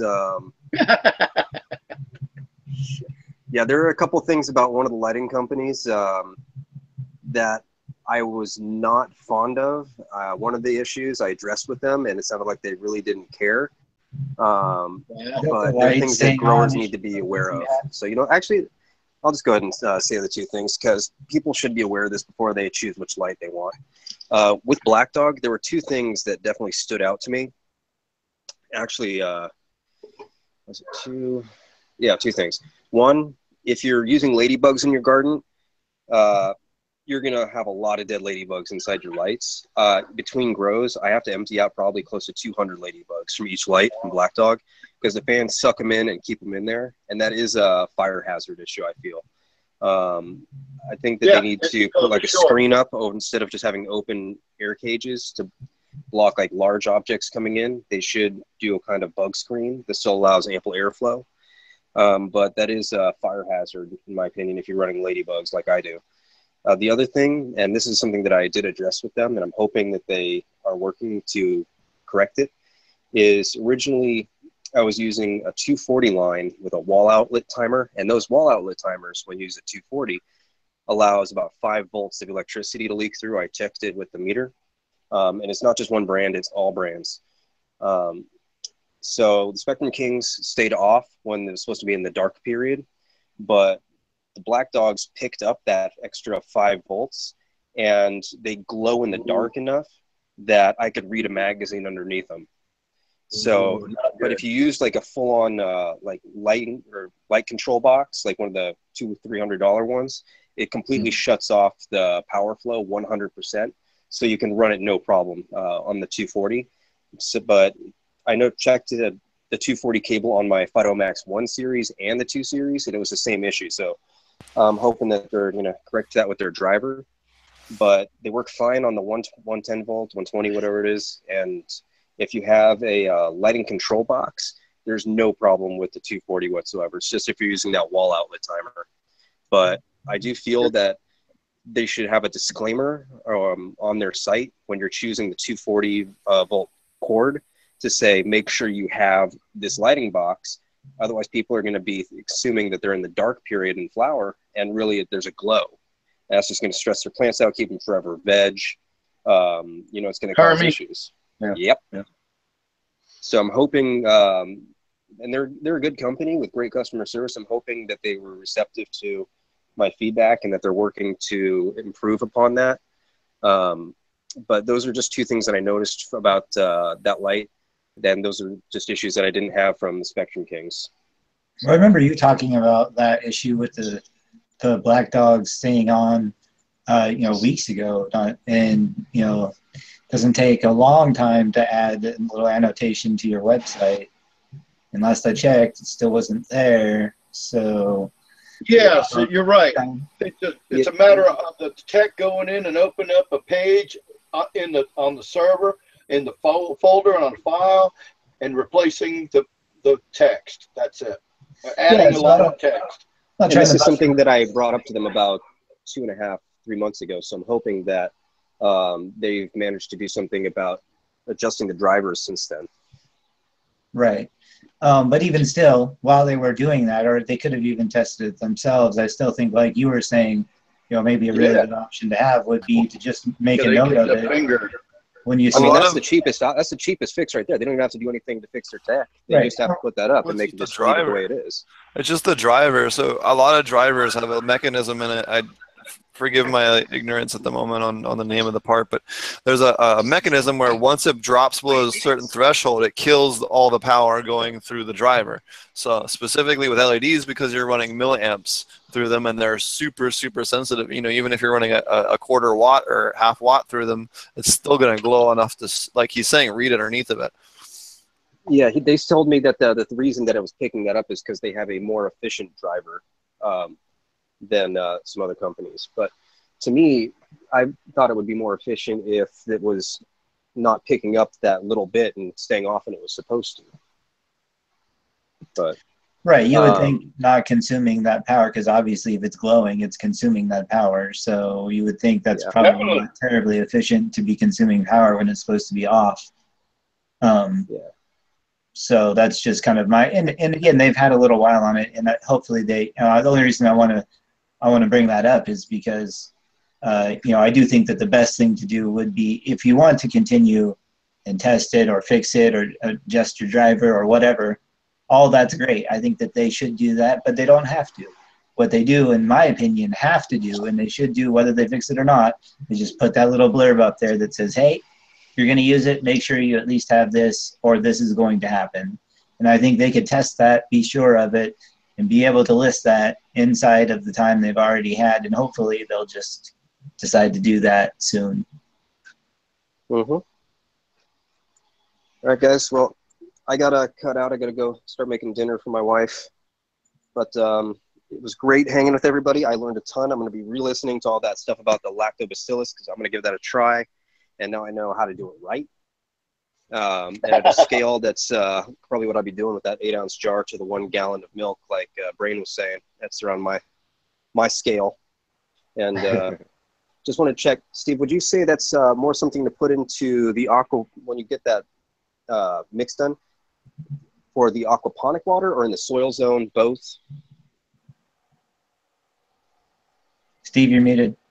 Oh, you can put it in both. In fact, Marty actually uses it as pH down, so. Oh, interesting. Okay. Yeah, so if you... Yeah, I was actually talking about how I use it. Like, I throw it in a 1 gallon pump sprayer and saturate my grow beds with it, and you get amazing root growth with that. Wow, that's a great idea. Yeah, I do that too. I hit the whole media bed, and I hit the dual root zone. Like, especially if I have a plant that I feel like is having, showing particular issue. Like, I find myself mostly reactionary gardening, as opposed to people that put in, actively dose stuff.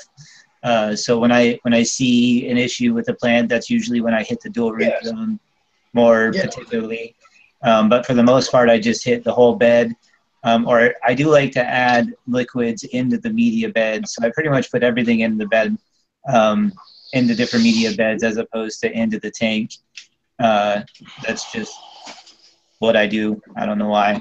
I just feel like I grow that way too, even though I'm not a big, hadn't done aquaponics, I'm just starting out. But I'm the same way. I'm a reactionary grower. I don't like to mess with my plants unless they show me they need help. Or underproducing. Yeah, they look healthy and big. Right. Let them grow. All right, guys. I'll talk to you later. Have a great night, everybody. Thank you, Fish. Thank you, Fish. Bye. That was nice to have him around a while tonight. Good information. Yeah, he was abnormally quiet for Fish. Well, he was learning. He just said he learned stuff tonight. See, even Fish Ganja Guy learned stuff tonight. So look, for all you new guys out there, look, that guy's hey, we lost one, we gained one. Now Dummy's here. All right. Dummy! Let's get an update from Dumme and what's going on. He had some amazing posted the other day. Yeah, tell him what I've won. I can't stay on. I want to, but I can't stay on tonight. But I did want to give away. I got a Rosnier toolkit. Compliments of myself and ILGM, and of course Rosnier. They sent me one to give away to whoever we choose tonight. So I wanted to make sure that that gets done. Awesome. Well, if you're, we got plenty of people watching live right now. If you're in chat watching live, say something in chat here, and we'll pick. I don't know. Tell us how your 710 was in chat, and we'll pick someone and send them the dab kit. How about that? So if you're in chat, excellent suggestion. Right. There's only 9 of you. That's pretty good odds. Yeah. So what have you been up to, Dummy? Not much. I got a lot of personal stuff going on right now that I didn't really want to bring up in the show here, but Sure. The garden's kind of suffered from it. Oh, yeah, that happens. So turns out that you do have to work at it every once in a while, right? Yeah. Well, I hope your personal stuff gets sorted out soon. We appreciate you dropping in at least for a minute, man. You're always coming in to give us stuff. We love that. All right. Well, I've been meaning to jump on. I was going to come last week, but I had issues there too. So. Hey, Chicken Hole says to say hi. He's in chat. All right, we got a winner. Blue Coral. Looks like they were the first ones to respond. So Blue Coral, if you would email, actually here, why don't you give him your email so he can you can type it in for him, or how to find you know what, I'll get his contact info, and then you and I already are talking. Blue Coral email potentponics@gmail.com, and I'll get back to you, and we'll get that toolkit to you. It's actually a really nice toolkit, by the way. It's I don't know if you guys have saw my video online there, but I did a small review at the end of the video anyway. It's really nice. I think it has like a $49 value on it too. So That's awesome. Nice. That's nice. Was that the one that comes with Yeah, the I little... caught that video. I was actually Yeah, it was good. I was actually already looking at that unit on Amazon, and then I've actually seen that Walmart supposedly has started selling the same units from the same company. Yeah, I don't know if it's version 2 though. I definitely saw version 1 at Walmart. There you go. Okay, cool. In a store? That, man. Like physically in a store, Yeah, or on the at website? Walmart. Yeah, like all the, There you go. Physically at a store? yeah. For real? Okay, can I? What is the legit reason they're selling that for? Like lavender oil or something? No, they say it's a rosin press. Yeah, it's labeled as a resin kit. Yeah, but they're coming right out. It's a resin press. Yeah. It doesn't say cannabis resin, but it might as well have a big fucking pot leaf on it. Just saying. Right. $199. Hydraulic. Yeah, or the whatever. price I've seen on that is better than anything else that I've seen, and I'm definitely looking into getting that unit. So my question after watching it, and I don't mean to like poo-poo your equipment if you have one. So what was it, 5 grams in, and then he got, what did it work out to be, about 17%, I think was my rough math on that? Yeah, 17, 18. It was because my scale sucks. So shit, I can't even remember now. I was high when I made that video, man.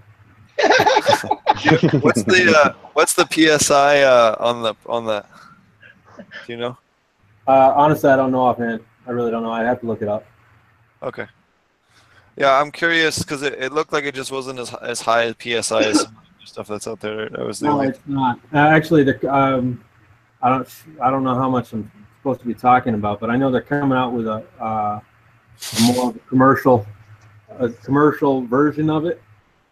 here in a couple of months, so I'm really looking forward to seeing what they come out with. And I know that's, Oh, cool. I think it's rated a lot better.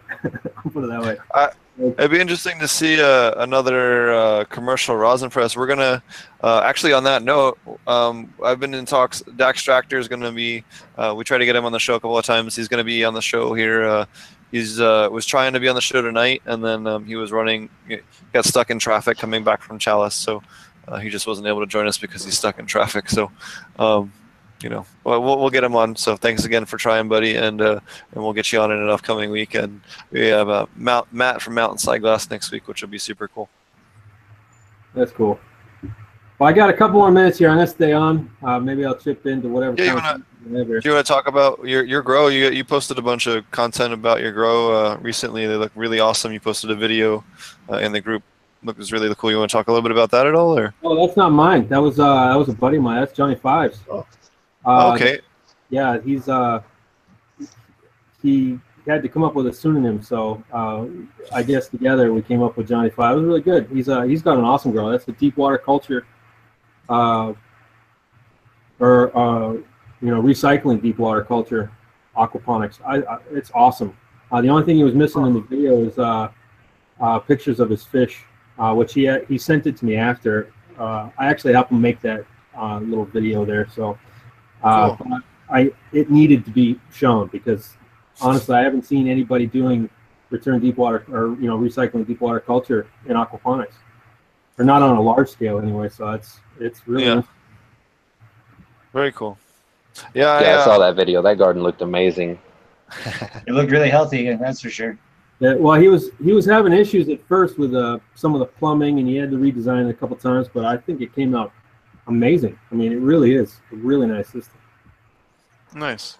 Definitely seems to be producing now. I just checked out. I don't watch the whole video. I watched most of it, but obviously you could tell it was plants look good, and they're always the end all teller. You can have all kinds of fancy plumbing, but if your plants look like shit, they look like shit. Right. Well, hey, Dumme, did you post that at ILGM? Yeah, Johnny Fives. Yeah, yep, I did. Yeah, that's actually where I saw it. Okay, I missed that. I've had a lot of computer and website domain issues lately. So. Yeah, if you guys, if you're a newer listener to the show, definitely go check out ilovegrowingmarijuana.com. They have it's a forum. Roger is a moderator over there, and we have a whole aquaponics section on there. You guys can also, talk to each other over there. If you don't want to be in a Facebook, if you don't want to be on the Facebook group, if you don't like Facebook or whatever, or maybe you just don't want to mix work. Maybe your work's tied to your thing. You don't want to be caught liking pot stuff, or getting your friends being suggested you join the group or something, which has happened to someone that was on the show regularly. I won't out them, but I thought, suddenly his wife was being asked if they're, anyways, to join the group, and he was like, "Uh-oh, yeah, I gotta nip this in the bud." So that was pretty funny. But, actually, Roger, you might be interested to know that I went to Google something to look up what some regulations were on recreational cannabis in California. I don't remember what I was looking up now, but anyway, I Googled it up, and your website came up third on Google in the responses. So I thought that was kind of cool. Thought you'd like to know. Well, that's very nice of you to mention, and that's only because of the. After I was hired, I was able to make friends with several really talented growers, Dumme being one of them. BrayneGro now helps us out of the last 2 or 3 months, and now he's introducing all that Korean natural farming to the forum there, and then we've got some other talented people we've had, and it's all because of that. And Robert writes continuously. They keep churning out articles. The blog is just massive. It's got I don't know what do you think, Dumme? Like 500, 600 articles or so? Oh, he's got a bunch for sure. It's articles too. They're very informative. Cool. And then he has guest article people are writing, and And not just, talking about talent and writing a great article. I haven't been able to talk to this gentleman for a while, but Dumme wrote a couple articles on our ilovegrowingsupplies.com, and with our teaching articles that were just incredible. They were just as professional as Robert's, and I was very impressed. Anybody out there, you want somebody to write a grow article for you? Yeah, that fella right there, when he's got time and he's feeling healthy. Yeah, we try to. We've got an older thing.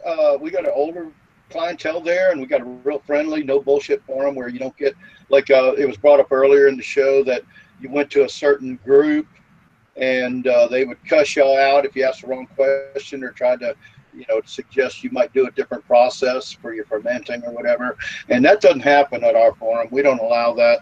If it comes up, usually our members cut them to the quick, or they bring one of our moderators in, and we don't allow that. So if you want to come to ilovegrowingmarijuana.com, you can come there knowing that you will be treated friendly. There's a wealth of information. All these guys pretty much, not everybody, but we're good. We're working on them all. But we've got people on the panel here, and they've been very generous with their time when they can spend it. And we've got a ton of excellent growers and expert members that aren't moderators that are always willing to share. And it's an older forum. It's a mature forum. It's not stoner kids. It's actually, it's just, the core membership is 45 to 65. I think, which is phenomenal for a cannabis forum and all. So thank you, Marty, for bringing it up. It was really nice, and and there's a lot of emotion going on. Seeing my friend back online tonight. Cool. Yeah, no problem. I actually just signed up too, so just so you know, I just signed up while you were talking about it. I happened to be on your website, so I signed up for your forum. Let's share some of your stuff, man. You were talking. Oh, that's what the point I wanted to make. Thank you, Marty. And then I see Dumme wanted to say something too, but I wanted to say this to you earlier. On our forum, this is maybe the one forum where you talk about when you try to. If you show them what you're talking about tonight, what we're talking about tonight, our forum's more like they're more apt to try it, as opposed to saying like you were talking about the chemical growers now. These guys are crazy. They come on there. They're like 60, 55. They got money. See, they're not your average stoner grower. They got money. They build stuff. They buy stuff. They buy the $1,500 LED lights. You could really share some stuff with them, and it would blow up. It would just blow up. Aquaponics would blow up over there. And I apologize to Dumme too for not making a dedicated aquaponics forum before, but it's there now, my friend. It's there now. And Steve signed up, and BrayneGro signed up, and Marty just signed up, and hell yeah. Right, I signed up a while ago. Yeah.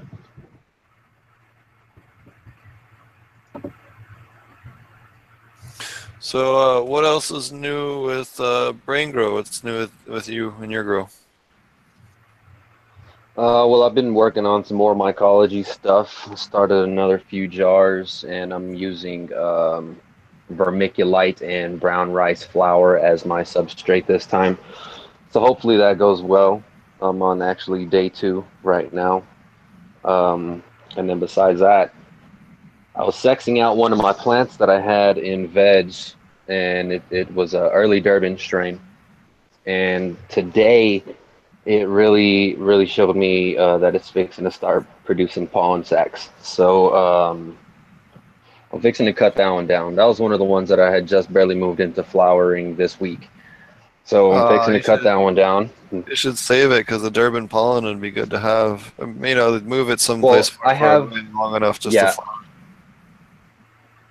I have 2 clones of it, and I was wanting to probably cross that with the CBD therapy. That way I can try to develop something that will have a nice diverse cannabinoid profile instead of like the CBD is just really heavy in CBD. You know that if you smoke it, I don't have a way to test it, but if you smoke it, there's like no high. You'll get like some relaxation effects, but there's absolutely no high with it, And then with the early Durban genetics, being as to how that has the Durban poison in it, I was wanting to probably go ahead and do that cross, because that actually has potential to bring out THCV as well. Yep. So maybe I can develop something that has a nice equal effect of THC, THCV with some CBD there, you know, and maybe even create different concentrations with. I was thinking I could do like 4 different variations where one of them is equal across the board, and then one where each of the different cannabinoids are dominant in that particular strain, which that's going to be a really long project to work on. So I'm going to get the seeds produced for now, and then I'll start working on the project once I have a way to do that, once I have more space and whatnot. But other than that, I think that's really all I have. You know, I'm looking forward to starting that breeding project. Awesome.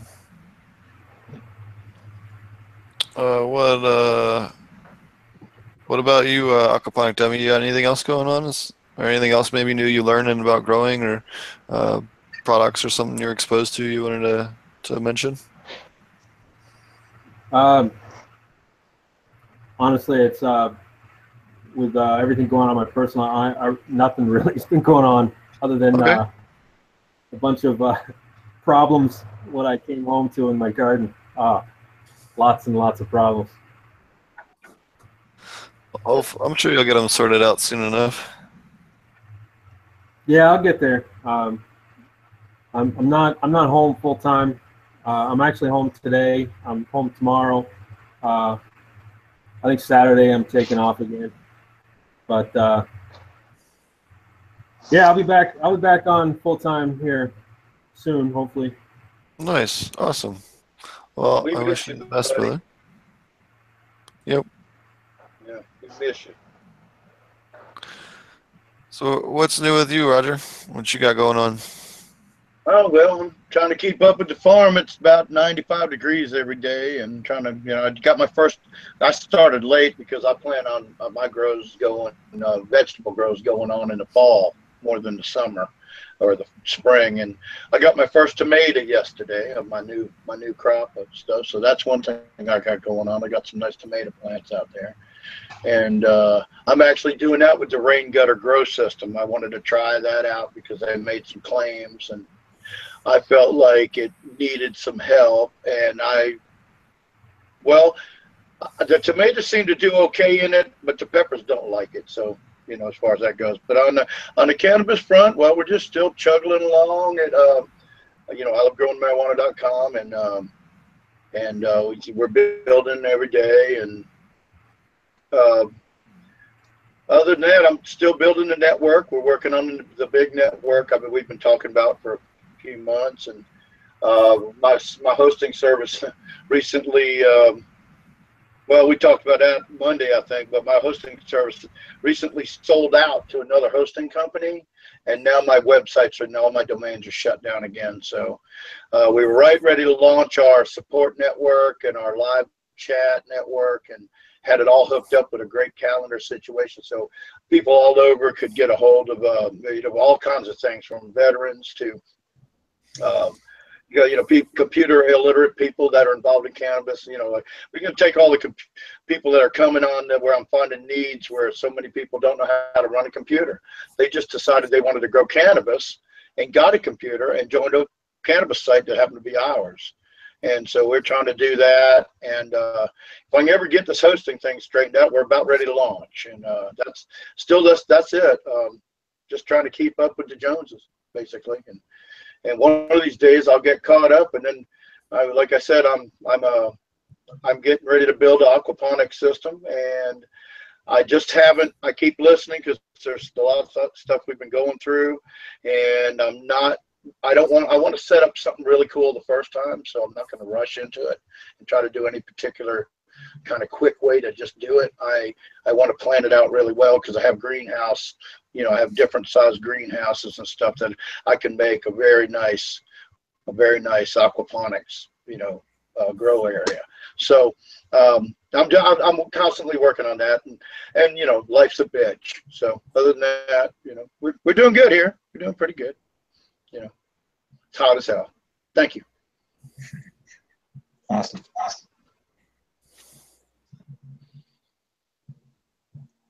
So where are we at?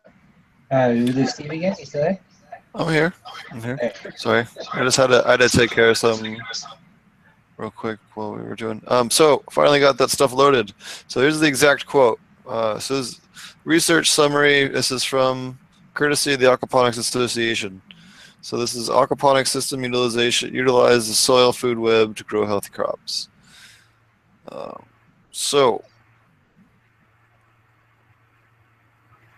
The USDA's Hydroponic and Aquaponic Task Force case study of hydroponic tomatoes found the number of bacteria, fungi, protozoa, and nematodes in the system was above expected levels found in typical organic soil. All right, for those of you trying to keep up, this is where we were talking about earlier, the comparison of the organic soil versus the microbiological content of the aquaponic system. Okay. Yep. And just remember, when we're doing dual root zone, we're getting all those aquatic ones that they're mentioning in this, but we're also getting all the terrestrial ones. So we're getting even double that with the dual root zone. So, and that's why your plants grow so well, you know, with the method that we use. So the soil food web, soil microbes. Yep. So the soil food web microorganisms provide biocontrol and disease suppression, improving overall plant health and quality. Microorganisms break down solids and make macro and micronutrients more available to plants.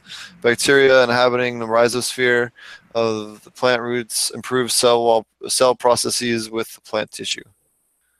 I think I lost connection. Fuck. No, we said No, you're here. No, you're Okay. good, Steve. Okay, all of a sudden But that's all I saw change. Oh, that's what it was. The white noise went away. I thought I disconnected. Microbes aggregate on all surfaces within aquaponics and suspended in the water column. Roots are the hot spot for microbial activity with both bioponic, bioponic, they mean organic hydro and aquaponic. Systems and in soil. Micro niches within the systems provide bacteria ideal conditions for growth. Different system components provide unique environments and host varying microbial communities. How big and diverse is the soil food web?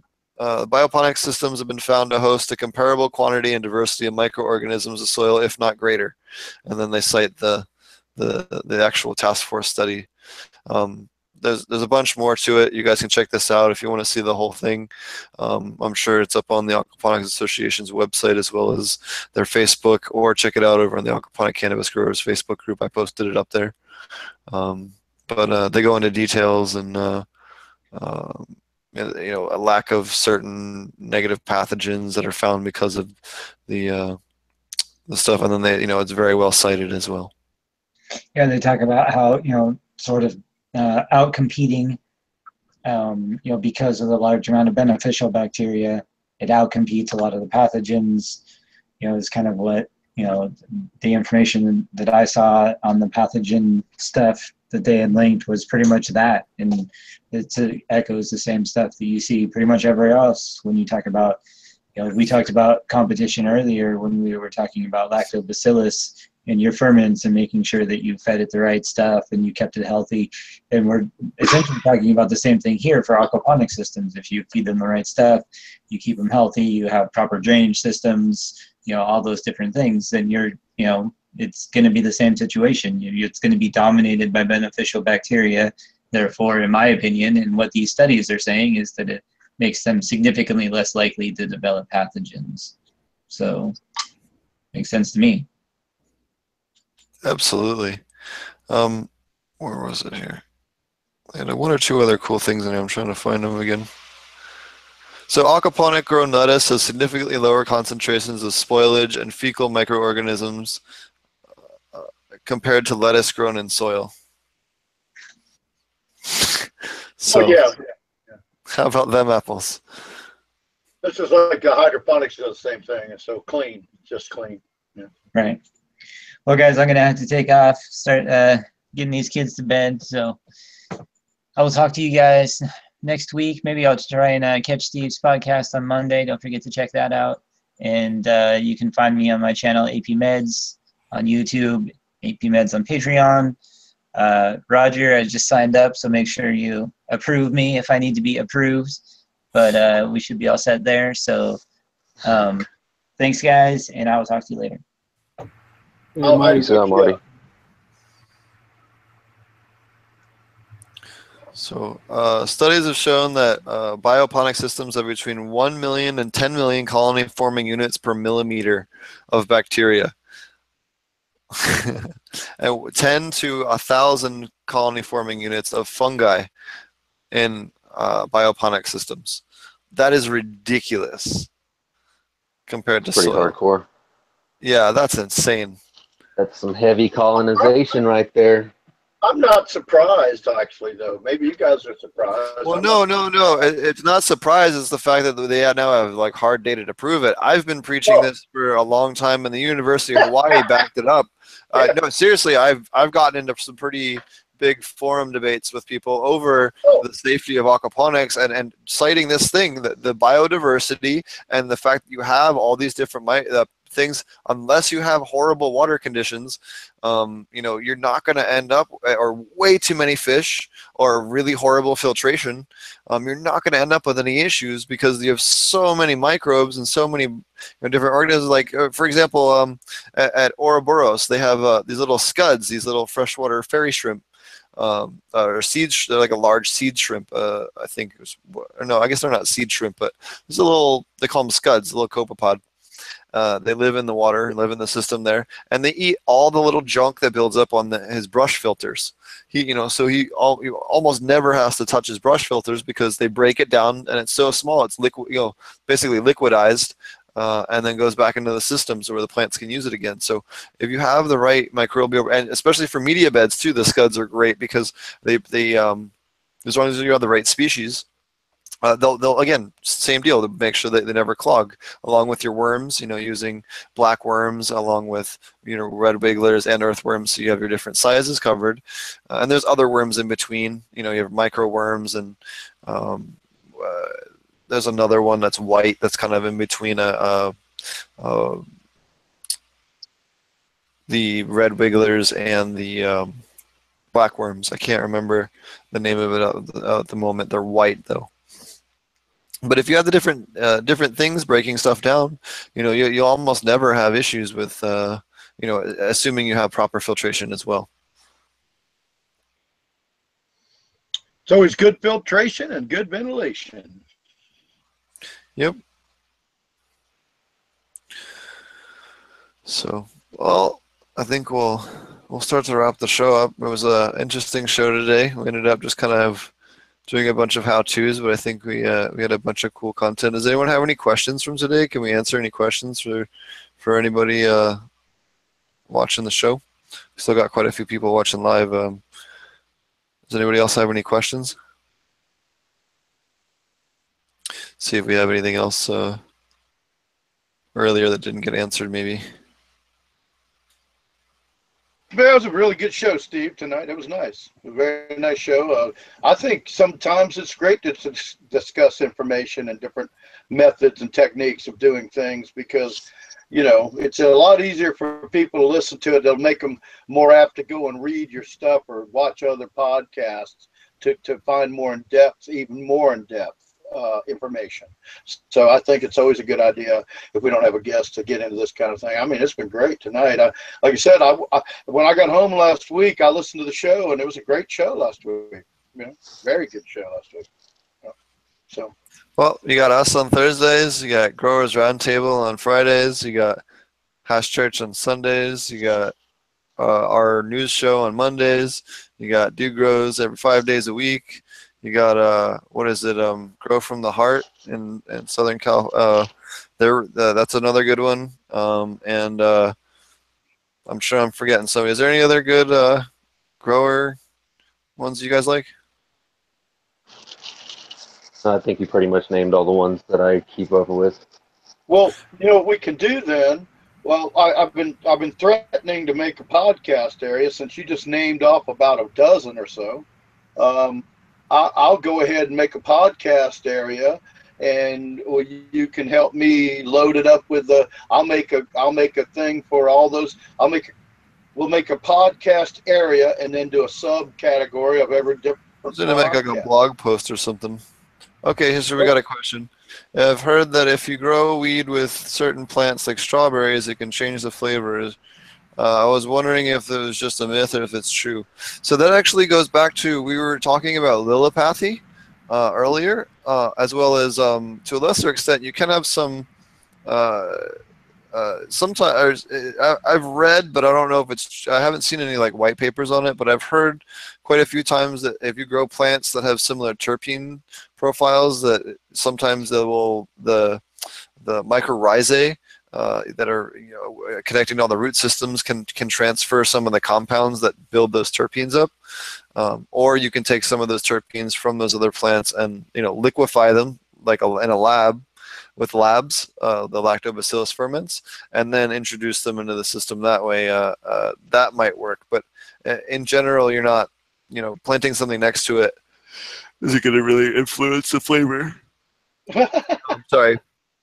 You'd have to actually just ferment, something that has a base, compound in it that would result in a terpene. Like limonene, for example, is in lemons and limes. You have and most citrus, for example. So you could make like a limonene based thing and introduce that if you diluted it.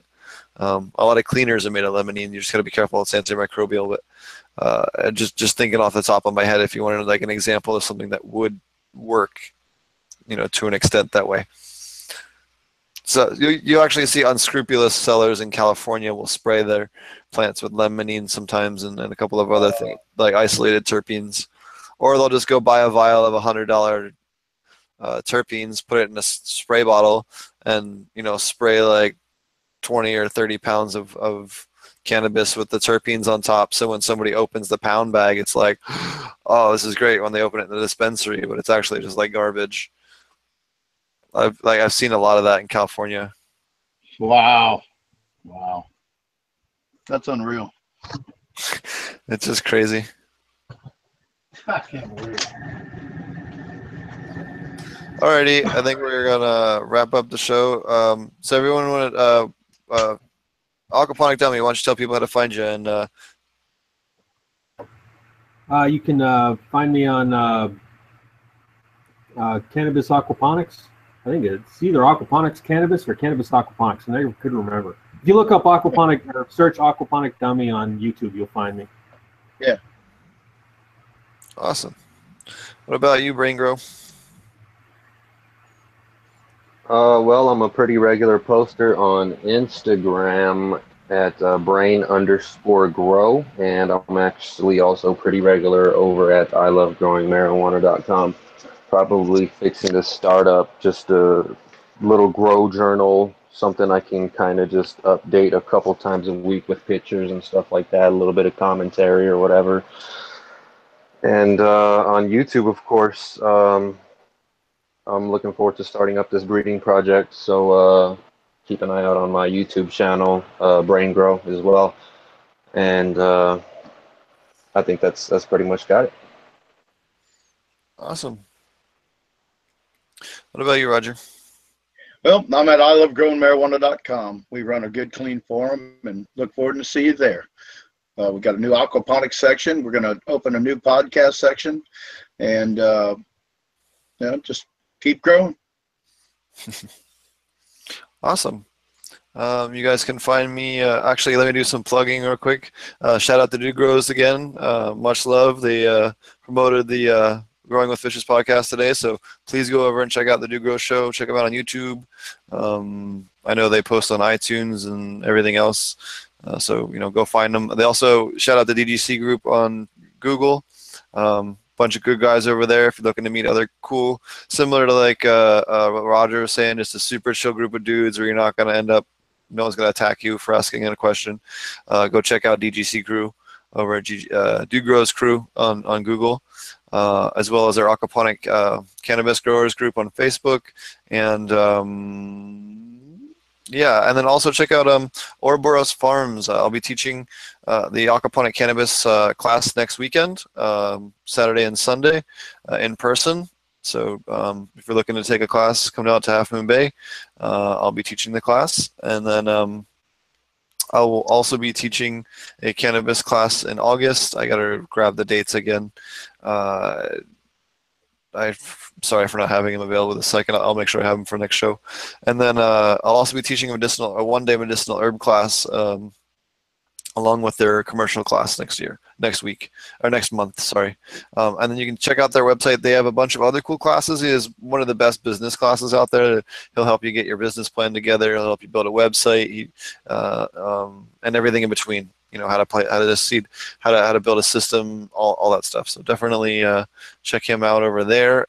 And you know, they got a bunch of cool stuff going on. He's been building some new little test veggie grow systems to test some different ideas. It's kind of cool what he's got going over there. He's also got that really cool, I don't know if we've had a chance to talk about it yet on the show. He's got this cool scanner that's built into their testing, that's built into the top part of the greenhouse, that scans the plants with different light levels, and then looks for deficiencies in the plants using the camera. Cool. Yeah, so it can tell you, like, plant, you know, 14 plants down, 3 plants in, it's got, you know, low iron, you know, hit it with a little extra, you know, or whatever. It's kind of cool. It'll like report back to you, you know, which plants are having issues. So I just want to, before we wrap it up here, I want to take a minute and thank Rosnier one more time, and of course ILGM. They're great group of guys. I mean, like, personally, they really are a great group of guys over there. And like I said, Rosnier Rosnier is a great company. If you don't know, if you're interested in rosin, check them out. They really are probably the cheapest presses on the market right now, and they're as far as high quality press. Well, it's a very good press for the money. So well, let's reach out to them. Let's reach out to them and see if they want to come on the show. Yeah. Oh, I'm already working. I'm already working. Well, we'll also have like I was saying earlier too, Daxtractor will have on. The cool thing about theirs is that it's mobile. The whole thing fits into a tiny little case. I haven't seen anything that's you can kind of cart around. You know, if you're going to a bunch of clandestine grows, it's probably the best one I've seen. But the one you're talking about, there's definitely is. I'm really interested. Just it's kind of weird just to see like a mainstream rosin press. It'd be kind of interesting to talk to them. Right. Yep. Well, hopefully I'll hear back from them here shortly. I've already, like I said, they've already given me the free giveaway there. So I'm hoping also that, well, they have another line coming out here in a couple months. So I'm hoping to do another review shortly of their new professional model. So awesome. We'll see what happens. So. The other company I'll throw out there, just because I own one and I'm super happy with them, and these guys have been really awesome to me so far, and they've even been on the show, is if you guys are looking for, because the other guys, you know, they don't have their commercial one out yet, but check out purepressure.com or gopurepressure.com, I think is the website. The Pikes Peak Rosin Press, it's the one that I use, and it's definitely one of the best ones out there, especially if you're doing a large amount of pressing at the time. You know, if you're going to do a couple grams at a time, yeah, the other, you know, there's other ones out there that have higher PSI and stuff like that. But when you're actually trying to do bulk stuff, you know, real quickly, is definitely the one that I've enjoyed using the most. I've used quite a few different ones, at least if you're trying to press, you know, whole ounces at a time, or, you know, 1.5 ounces of bubble or something like that, all at once in one shot. You know, you can do that with this. What's the cost, Steve, on that? I think they start at $5,600. Okay, so now you'll know where the ballpark you're in now. There. Yeah. Holy shit. So you're looking at $6 to $7 grand, depending on what kind of bells and whistles you want. And some of us will be googling that. You know, just save some of your harvest money. Yeah.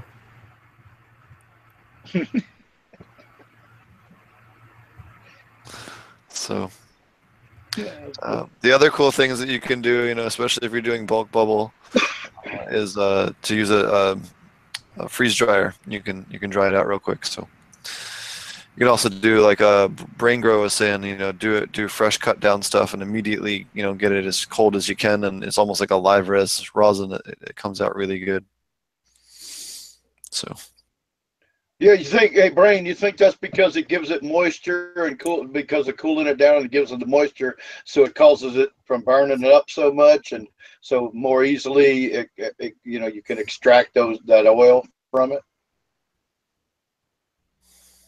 Well, I think it has more to do with I don't know, personal preference really is what it boils down to, because depending on at what stage you extract the plants, you're going to get a different flavor, you know, because if you, let's say you go all the way through the drying process but haven't cured yet, you're going to get a different flavor out of that than you would if you ran a material that is fresh or a material that has been dried and fully cured. So, I mean, it's really just boils down to personal preference. Well, what is the general preference? I don't know. I guess I feel like you're probably going to get the best product if you run maybe, I don't know, you know, like I said, it's just really opinion based. I don't know. What do you think, Steve? Yeah, what do you think, Steve? I think if you run it super cold, you get the better terpene preservations. It ends up tasting much better. Okay. And also, but like from a freshly cut plant or a dried plant or a cured plant, what do you prefer? I've never done. I've done fresh cut in a different manner than the method that you suggested. I'm real curious to try doing it the way that you suggested, with just, you know, fresh cut bubble. That sounds real interesting to me. Yeah. Yeah, it's like you said, it's basically just the equivalent of doing a live resin version of bubble hash. You know, I feel like that's really all it comes down to. Yep. So, all right, I gotta run, but I'm going to Steve at Ponics. Check out Ponics at YouTube if you're listening to the show on SoundCloud, and we have the other show on Mondays, Last Week in Cannabis. We try to cover news stuff. We go over all different kinds of legal topics. Once in a while, we go on some fun rants.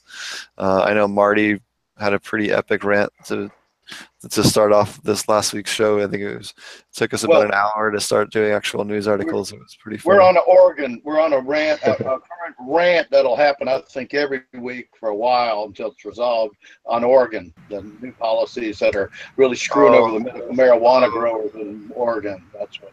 Okay, so well, I'm sure our government won't fail to give us anything to rant about otherwise.